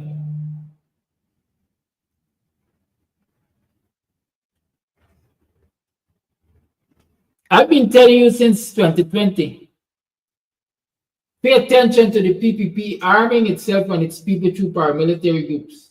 And I've been saying to you all the time, there's a business or company in this country named Sheriff Security or Sheriff Group. And I've been saying to you that is the PPP paramilitary group, among other things. And within that short period, let's say 2020 to current, let's say about 4 or 5 years,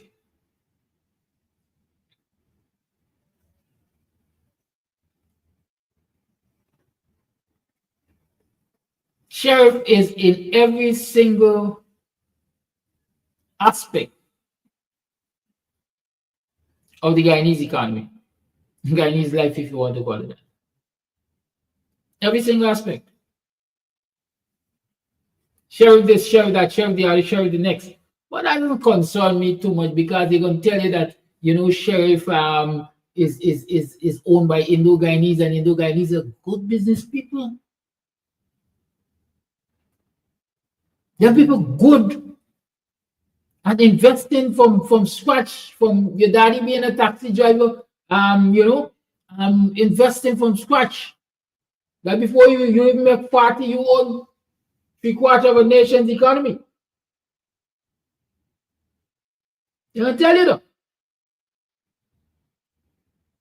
They might even provide you receipts to show that they're making sense. My concern is what is in the public domain, or what has been placed in the public domain recently. Allegations of mortgage fraud and all kinds of financial crimes in the US.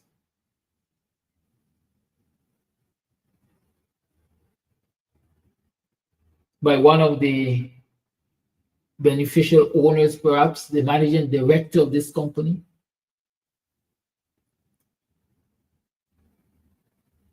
But even that don't bother me too much.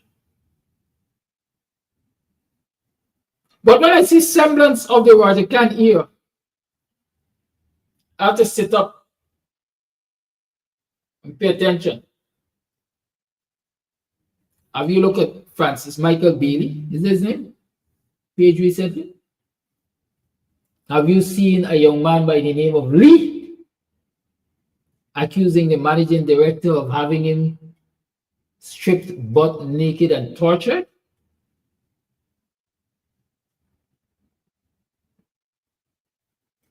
Some years ago. Have you seen the fact that since this allegation became public, as it can be public, the managing director of the sheriff group has himself made allegations against this former employee, accusing him of pulling a gun on him and threatening to kill him in the presence of his employee or employees? Have you seen the actions of the Ghana police force? Have you seen the actions of the Ghana police force following such a complaint?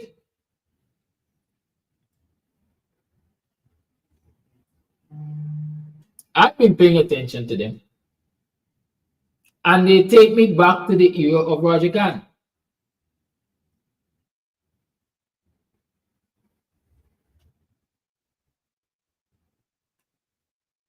When you buy a government, you only have to look at some people and turn up your eyes, and the agencies or state is going to run to your side and do as you wish. And so in 2025, we are in a state of play where apparently the Ahmad family has done just that too. They bought the government. I think they buy the government land since the container was shipped by Ed Ahmad to Jagiobi, the first mansion. Y'all remember that? Or y'all didn't remember that? I like go deep down in history to remind you of things so that you can put, and they say, put two and two together.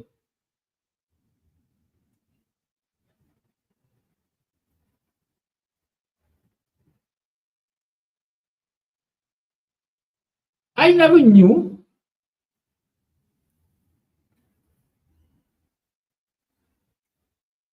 that senior officials of the military or paramilitary are being secured, escorted, etc., by operatives of sheriff security. Now, y'all make it make sense to me. If the Ghana police force has a mandate to protect and serve,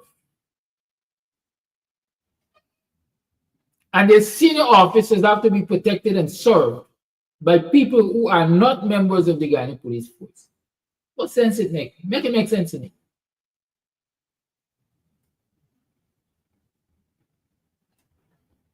Your senior military personnel as in the Ghana Defense Force have to be protected and escorted and so on by operatives of sheriff security group. Y'all make it make sense to me. Am I misguided to think that your best in the realm of security personnel and otherwise should be within your military, should be within your paramilitary, within your civilian law enforcement agency as in the Ghana Police? But if your senior officers in those agencies have to be escorted and bodyguarded and protected by a private security company, y'all make it make sense that they even exist. But I tell you this, it's not about their protection. It's about them being controlled. Because since sheriff is the government and the government is sheriff, the government has a right to put on every one of those senior officers' tail someone who will babysit them and chaperone them. So the government is always in the know of what's happening. So a senior policeman being secured, protected by an operative of sheriff is simply a senior policeman being monitored for the government of Guyana by an agency whose head has bought the government of Guyana. Are you following me? Or tell me that my reasoning is corrupted and a kerfuffle here.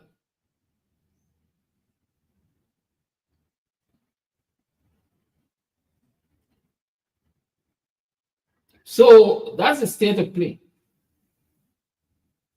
That's where we are in March of 2025. Your elections are due in a few months from now. It could be 5 months, it could be 10 months. You have a right to decide if you want that status quo to continue. You have a right to decide if you want that status quo to continue.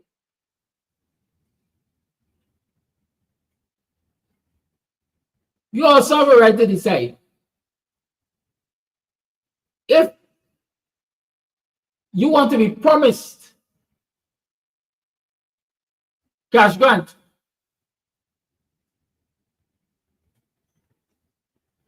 only after you vote for the crooks and criminals in the PPP.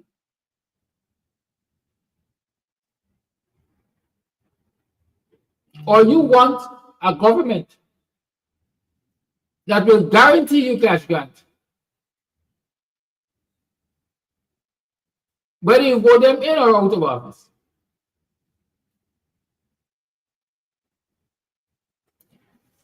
Understand, Jagil said, Babujan,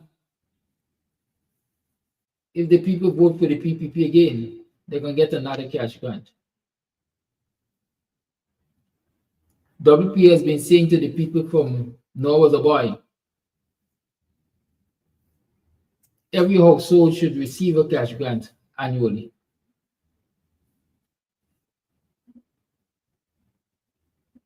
Every household should receive a cash grant annually.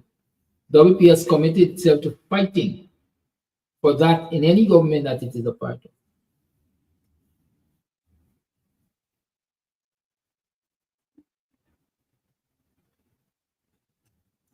You, Guyanese, young, old, and in between, have to make that decision.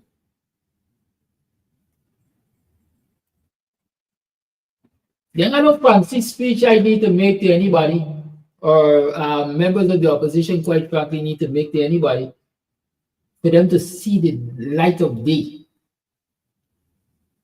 that is the PPP and the wickedness in this country.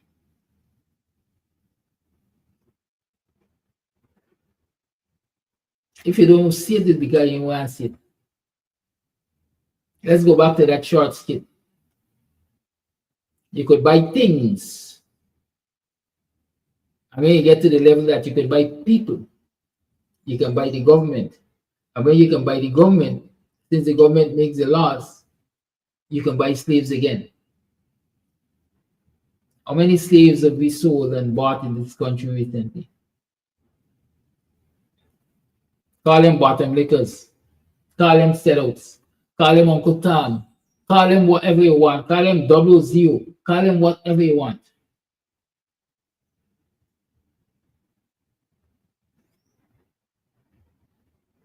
Your people, many of whom, perhaps a lot of us, considered, lettered, and educated, have been bought and sold recently as slaves. I said Black people in this society especially are going to find themselves in a form of slavery that they themselves might not even recognize easily.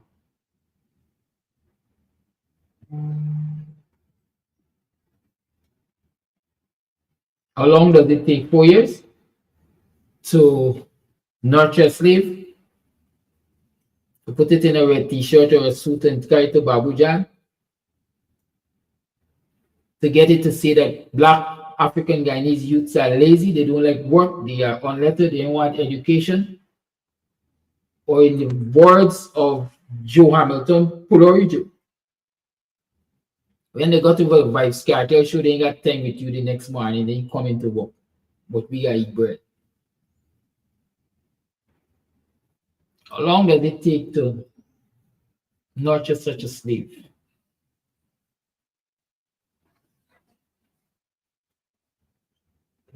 Have you heard Joe Hamilton say that? I heard. I heard him say a lot of other things.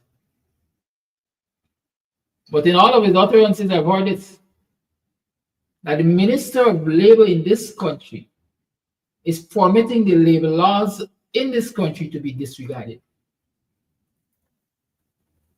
Don't worry, no documents, man. Once you pay them and you treat them right, don't worry, no documents. You are right because we got birth. So just as it done stuck on the scrape head behaving on the road, saying we gotta eat the bread, we gotta eat the food. The minister saying we gotta eat bread. And so it's okay to employ, according to him, all of the bakers or most of the baking staff at Bakewell are Cubans. Let me be careful. Let me don't say Cubans, I non Guyanese. Whether they got documentation or not, this is a confession of the minister, who should be safeguarding the labor laws and the Labor Act in this country. But I've not heard anybody call for his resignation. I've not heard anybody call for firing the government that he's a part of, the PPP. So it's okay for the Minister of Labor and the government which he represents to sit back and allow the laws of the land to be disrespected and disregarded in the name of people having to eat bread.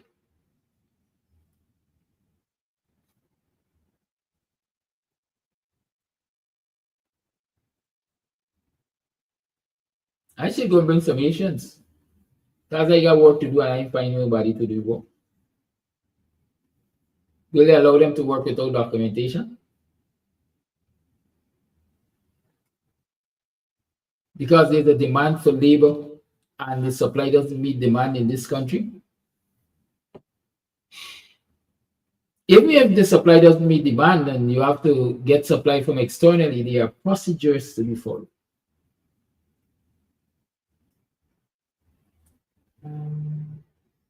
There are procedures to be followed. And if the Minister of Labor is saying, don't follow those procedures, man, just do as you like, to ensure that people eat bread.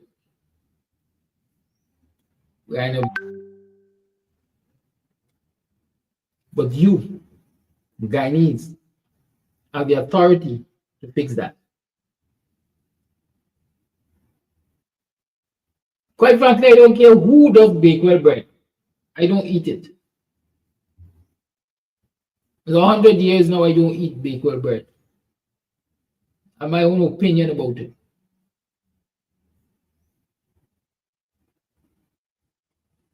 But if there is no employment for Guyanese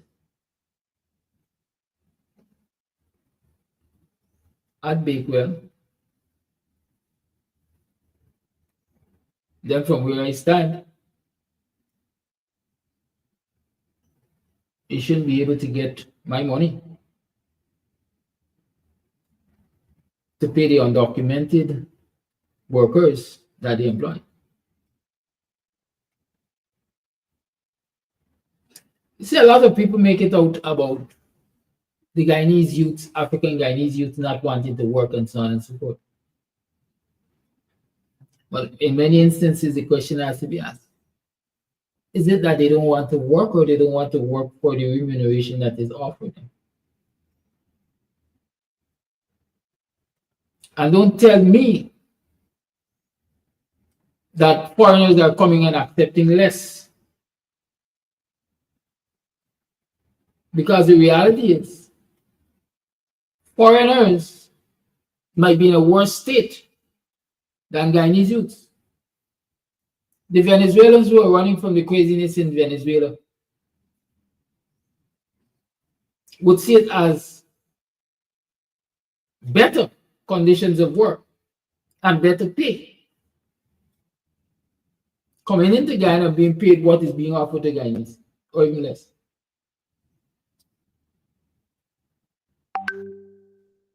So when we are asked to make this comparison Guyanese youth saying want to work. They're demanding too much money. We have to look at their cost of living. We have to look at a lot of things. When the indentured immigrants came here, they saw it as a bed of roses because of what they left, according to Ronnie, in the slums of Calcutta.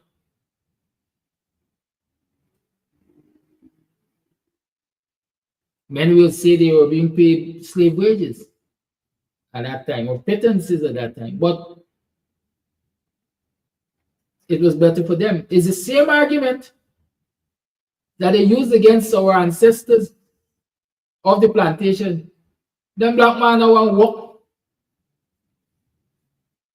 Them black man are careful for too much money, so I will go to India and I will go bring some indentured laborers who will accept less.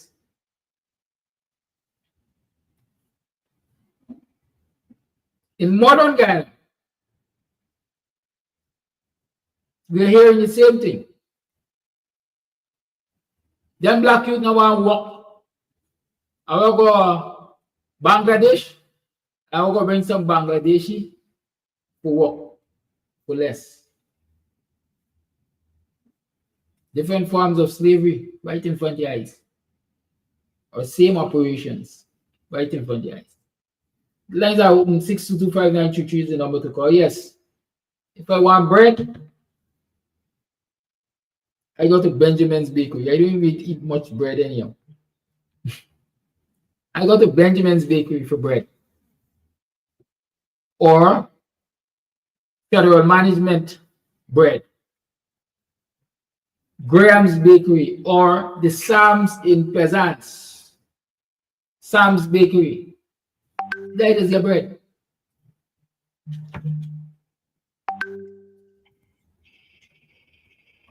Call it.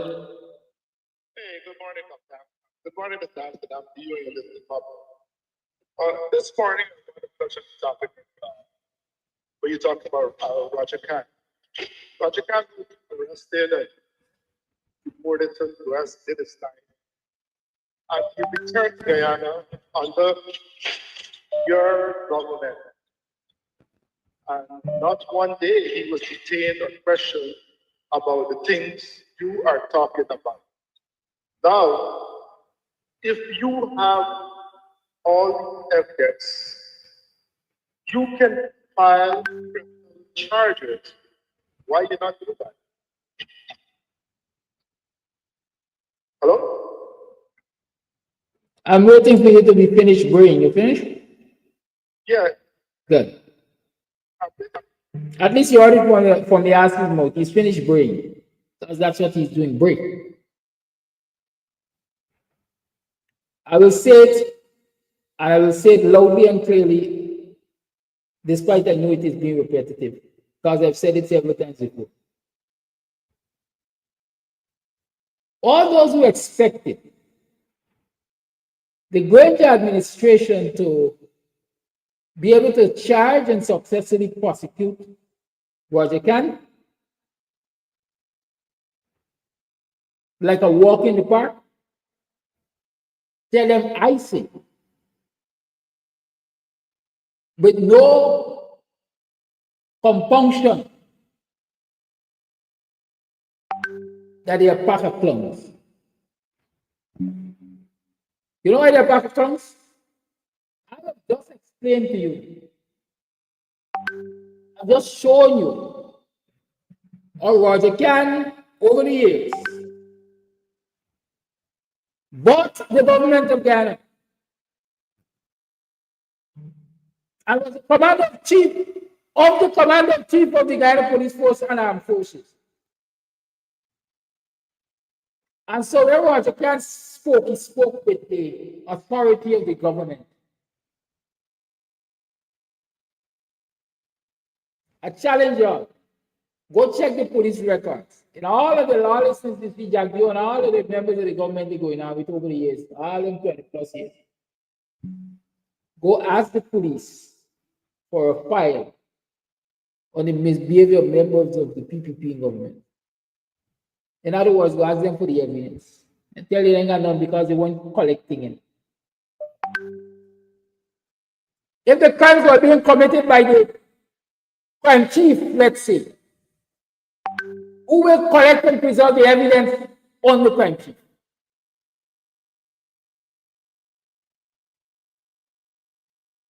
Which of those policemen who are being paid by Roger Khan, whether through the government or under the table,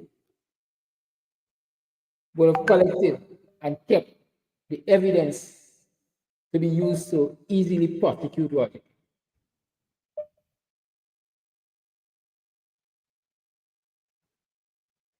If this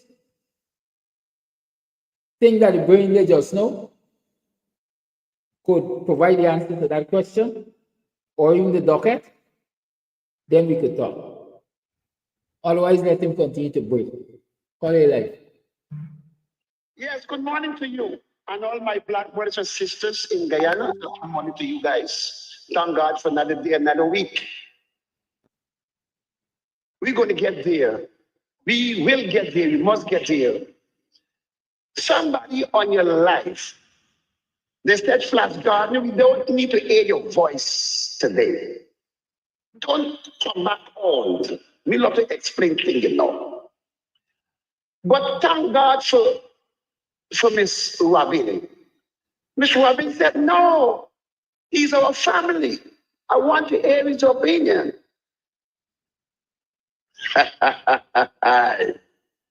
But let me remind that person, is this the same voice? This same voice that who only have first grade education necessary to thank Mr. Winston Jordan for all of you in Guyana, including my niece and nephew who is 18 years old, get $100,000. Because it was shameful that I listen on this program and not one of you Guyanese parents get it identity to say, Mr. Winston Jordan, I thank you very much. Because of you, my son and daughter could get a pair of shoes, not to go to church. Pray the word of God, our new pastor, our book bag. This is our mentality with black people. God bring us out of the barrel like crab, and we still living out on the street like crab. Move on, Flash Garden. Thank you, Miss Robin. Every morning, breaking them old moldy trees. That's a joke, right? Now, you open my old can. Are you still there? Because in the fucking afternoon, are you still there? Yes. No, you open my old cans of worm. No, you only talk off on the back off. That same Heinz, that same black boy. He said the Red House, Jack Joe, them Red House, PPP people, them give him a contract for what's that garden? For go and kill Wattle. But he doesn't say take money because when you take contract, he doesn't have to take half the money. So I said, he take them putting money for what kill one black man. We're going to live the next feast for the next day. But our Prime Minister, ex-Prime Minister Sam Blind, he said when he was interviewing either white man come from America or England, he tell the white man playing. How am I tell you? Life in Guyana, yeah? He said, we know that Roger Khan was doing jobs, but we didn't get no evidence. When you use the word we know, my first grade education tell me that the government know. The government get evidence. That was nonsense. He sit down in front of a white man and said, we know that Roger Khan was doing jobs, but we don't have no evidence. I'm not going to blame Mr. David Gringer, not arresting with no Roger Khan. Who's supposed to arrest Roger Khan is the PPP, White Flat Garden. Because Roger Khan set free because all the information he gave them a gate behind backs. He gave He's supposed to get 45 years. But you only spend 9 years because of what he tell the American government, and the American government believe because they get information and information. But the game that Jadjo play, Jadjo is not no politician. Jadjo is ruled Guyana with politics. I just always say politics. Jadjo gets secret for the American government, and the American government gets secret for Jadjo. When, no, last month before we go, when Jadjo went to India somewhere and returned back, when Baka's brother, the last one of them died, the second one, who was involved with all this nonsense, he take a tape to the American embassy. I was home looking at that news. He said, when the media, the press, at the embassy, was a black ambassador, a black male ambassador. He said all what he mentioned to the Guyana government, to the Guyana president, he said one of the citizens came here and made some serious allegation. So I'm saying this, the American government know everything. What's going on in Guyana with the brutality towards black people from day one. But Jadjo has come to a time, especially when it's election time, and give up black man, only black man, who did wrong things for them to look good, that the American government keep them in the office and make Donald Trump inside, and Donald Trump loves oil. What more he wouldn't do? But black people, we have two power. What we don't demonstrate every day. We have the working power and spending power. No other country could make you guys don't survive and get victory. Thank you for your time. Thank you for your call. You have voice notes.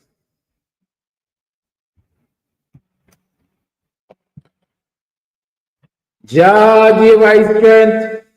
Then he said she feels the heaviness of my heart. Yeah, you know, I'm strong in this country, man. If you ain't strong, you're gonna mash up.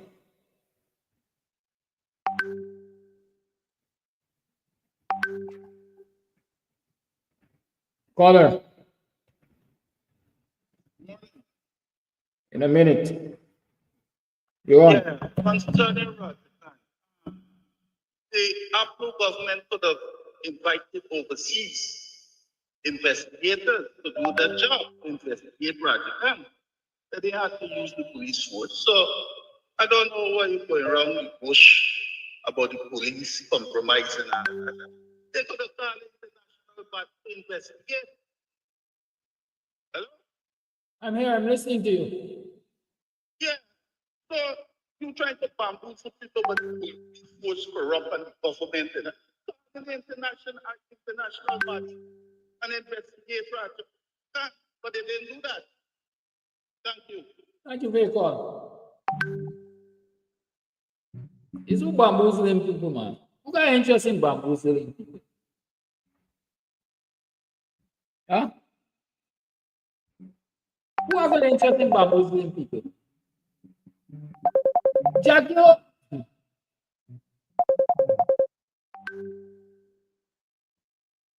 What are you on? Morning to that. Two things.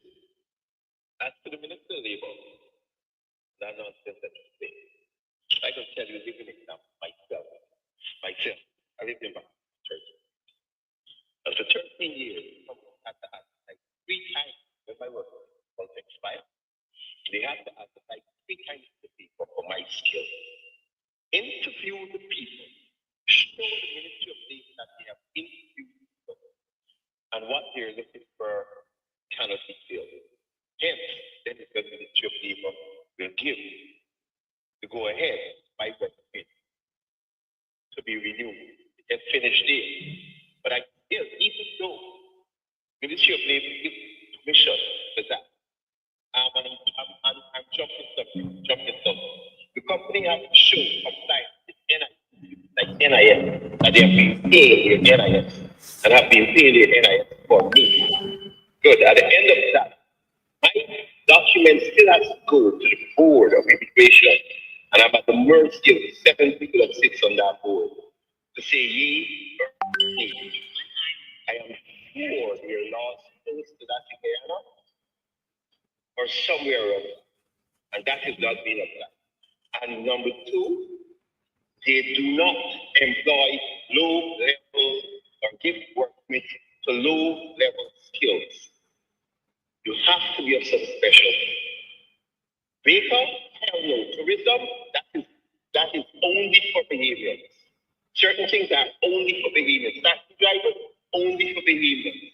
No other foreigner. No foreigner can jump into that. None whatsoever. And for him to say that if he was the Minister of Labor in Bahamas, his ministry would have been covered with those people in Bahamas, regardless if they're FNF or PLE. It would have been covered. The big man coming over there, the little Cuban boy coming over there to visit them back. Right? And this is a test for CARICOM now. And I'm sure unity of CARICOM did not show that CARICOM has no unity, none whatsoever, something else to say forever.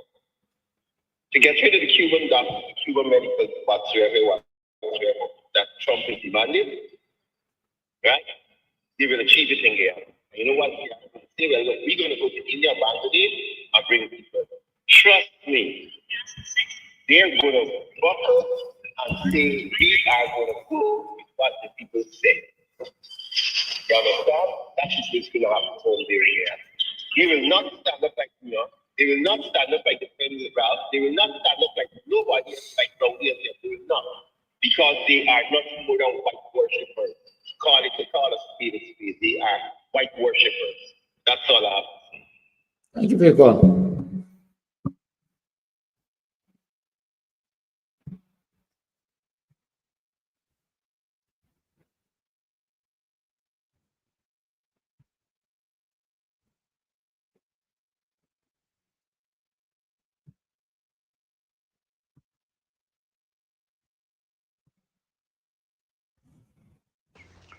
Kadaki, blessings and good morning to you and our listeners, my brother. Kadaki, yesterday I listened this meeting that the PPP had for the former president of Guyana, Mr. Jagano, whatever you call him, and listening to Irfan. And then Irfan hand over the podium to Mr. Jagdeo. Mr. Jagdeo came there with the same envelope, with a bag of lies, with an envelope of lies, lying. After he done lion thing, he finished on the podium. I hear this, they playing a song, One Love. Karaki, how you could be mashing down people's house with excavator, destroying all their livelihood, and then you're preaching one love? Come on. And what's so disturbing again, I hear he mentioned that whosoever the coalition bring, they will beat them, except God. Barat, you shouldn't call God out of your mouth because you is nothing else more than a devil. Karaki, these people on a mission, and the mission they on is to destroy black people. And all them bottom African who was in the crowd, I firmly believe that half of them will not vote for the PPP. Bharat Jagdeo is wicked. Rachel is evil. Karaki, I am out. I'm listening. Thank you for your voice note.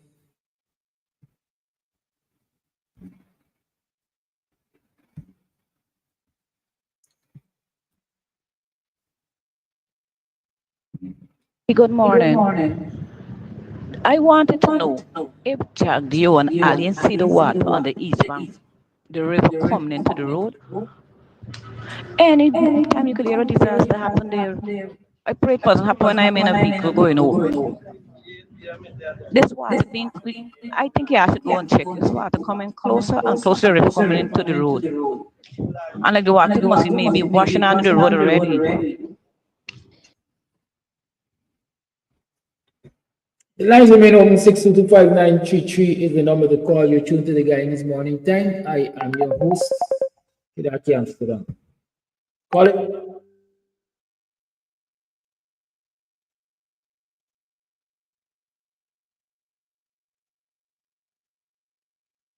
Hello? Hello? Caller, you are on. Hello? Caller, good morning. Morning. Something just flash across my mind. I hear everybody talking and kind of about what go on at Babu John and all kind of thing. And then something flashed through my mind just now. It's like people finding the time for think about what go on and sharing on Facebook what go on, and them kind of thing at Babu John and thing. And we got an election coming up. At least it's supposed to be the fever and thing.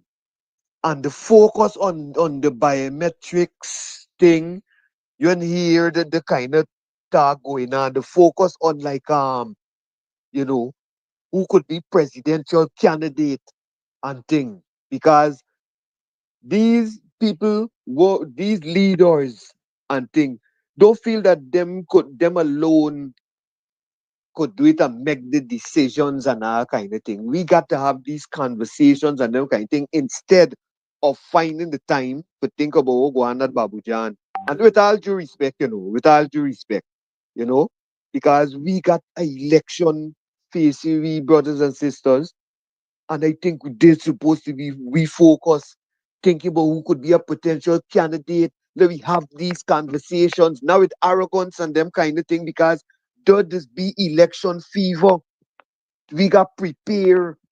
Remember the beast, which is the government, done got it, them done got the hand on the grind that they could be the one they could call election anytime and them kind of thing. So we got to try with the little that we have. And the little that we have is to get these kind of conversations about the way forward with the elections and them kind of thing. Let me be prepared somehow. Keep the spirit alive in each other and think through these programs. And so it's very much important. It's very, very much important. We share the life, we get good conversations, we contribute to the programs and them kind of thing. This we needed. There's the focus, brothers and sisters. To be honest, this we needed with all due respect. If you don't get time to go on by Babu John and always go on there. So we are supposed to expect nothing better. And we shouldn't thinking about them. Because they think already done and they're gonna make them laugh and go on at this, and thing. So let me focus, brothers and sisters, on election and the way forward, contribute to, the cause of biometrics, pre-voters list, and them thing. Let me talk about candidates who we think potential candidates is we rights to do the. We supposed to hear in the man think that thing in the car and they know what they're doing and them kind of thing. We got to investigate these things. There's our election go this time. It's not no play. You think they will wicked PPP? You think they banded up on play? You think there's any play the on? We just got to spread the love. We don't know. Thanks for your time, man.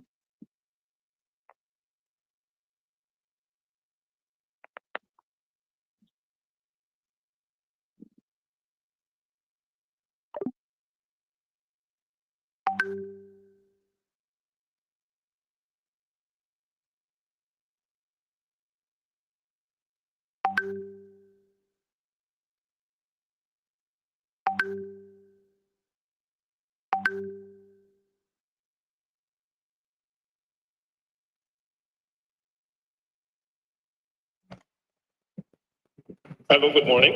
Good morning to you. Yeah, good morning, Brother Kadaki, and good morning to the rest of the viewing public, those in Guyana and around the world.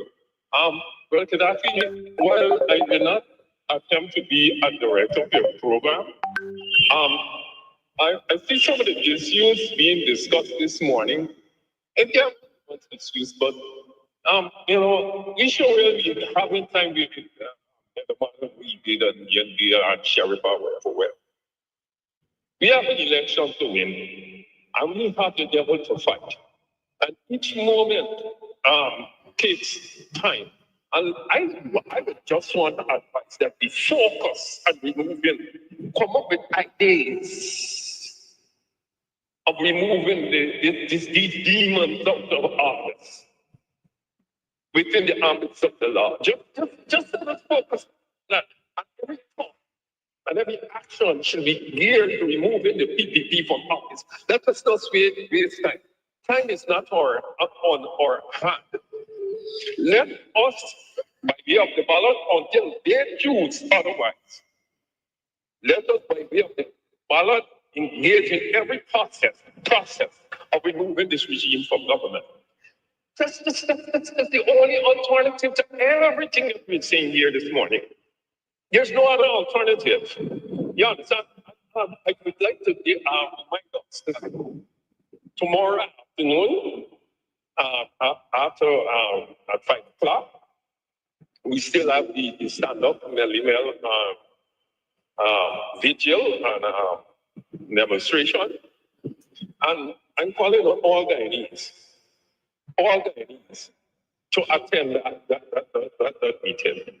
Because it is important to that, not only for Melissa, but for every Guyanese who seeks to criticize this regime because they don't like criticism, they don't like when you're educated, they don't like when you attack them. But once you get into politics, this is what you have to expect.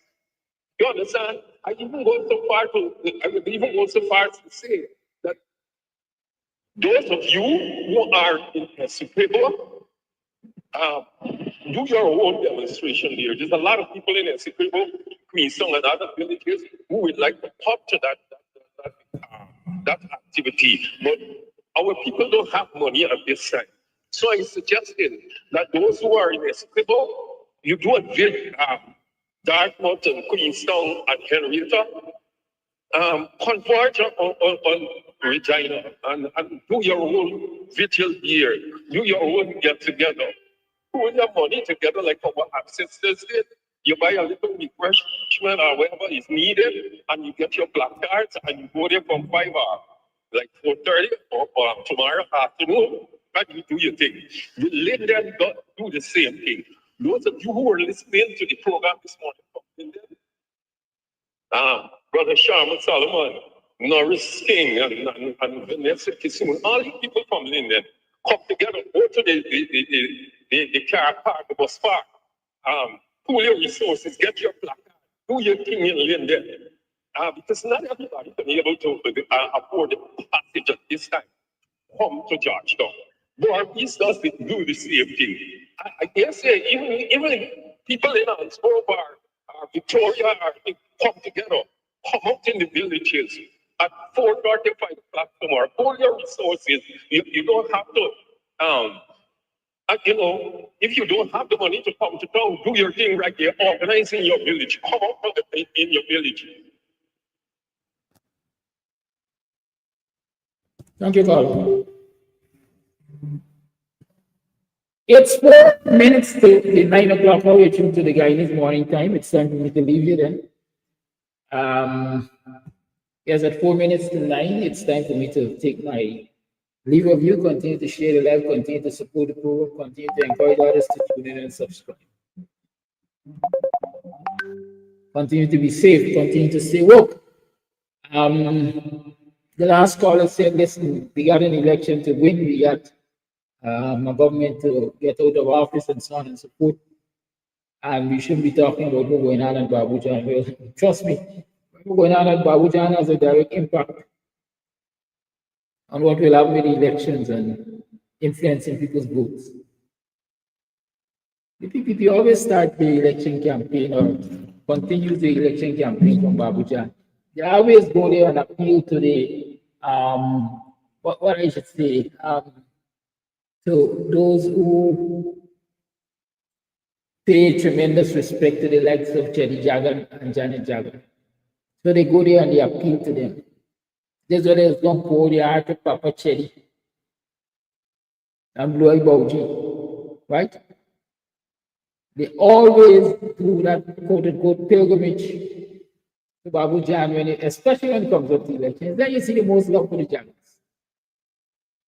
And we were just a few margins away from elections. So you pay attention to who entered Babu Jan so you can get ideas of what's going on with them. For example, elections are definitely after August. Because you will get told free travel from August. Are you following me? All the tolls will be removed from the bridges from August. It means that it's an election promise. Vote for me, you're going to get another cash grant. They're buying votes. But they're hoping to buy votes. Using state resources to influence the voter. Right. Those are some of the things we listen for. But like me say, and full attack, who not listen.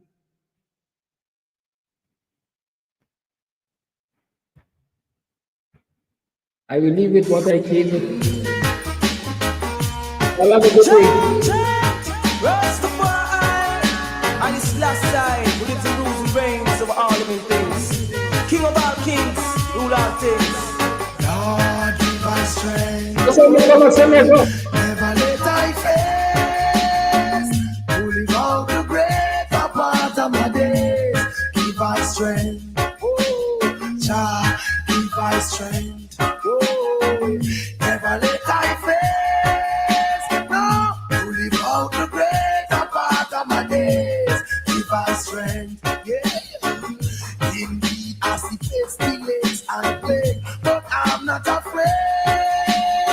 They are looking for what they can take. Come in all size, appear in all shape. Lord, give us the vision to differentiate. Yeah, they wait, we shall escape. God who protect is greater than great. In all that we do, He holds our faith. Jah Jah give us strength. Yeah. Never let I face. No, to live out the greater part of my days.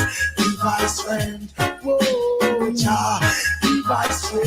Yeah. And never let I fail.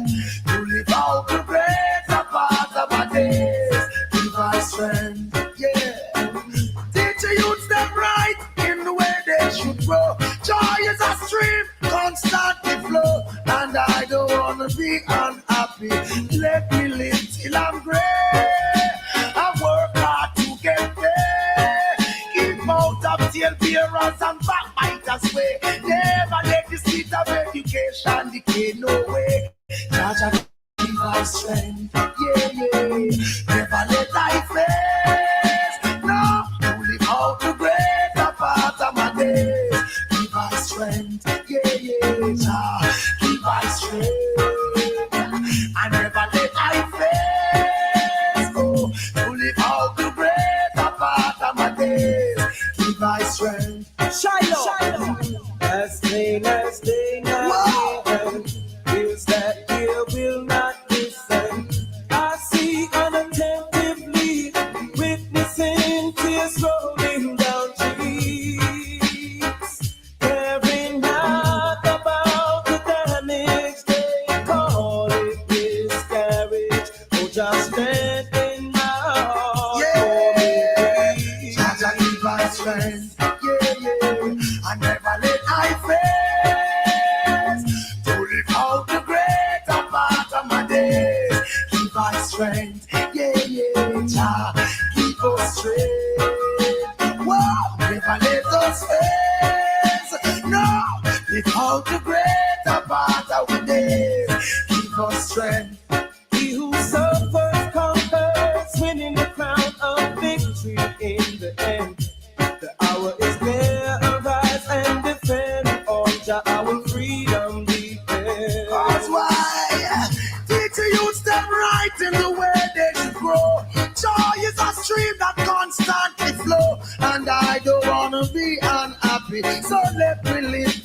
grey.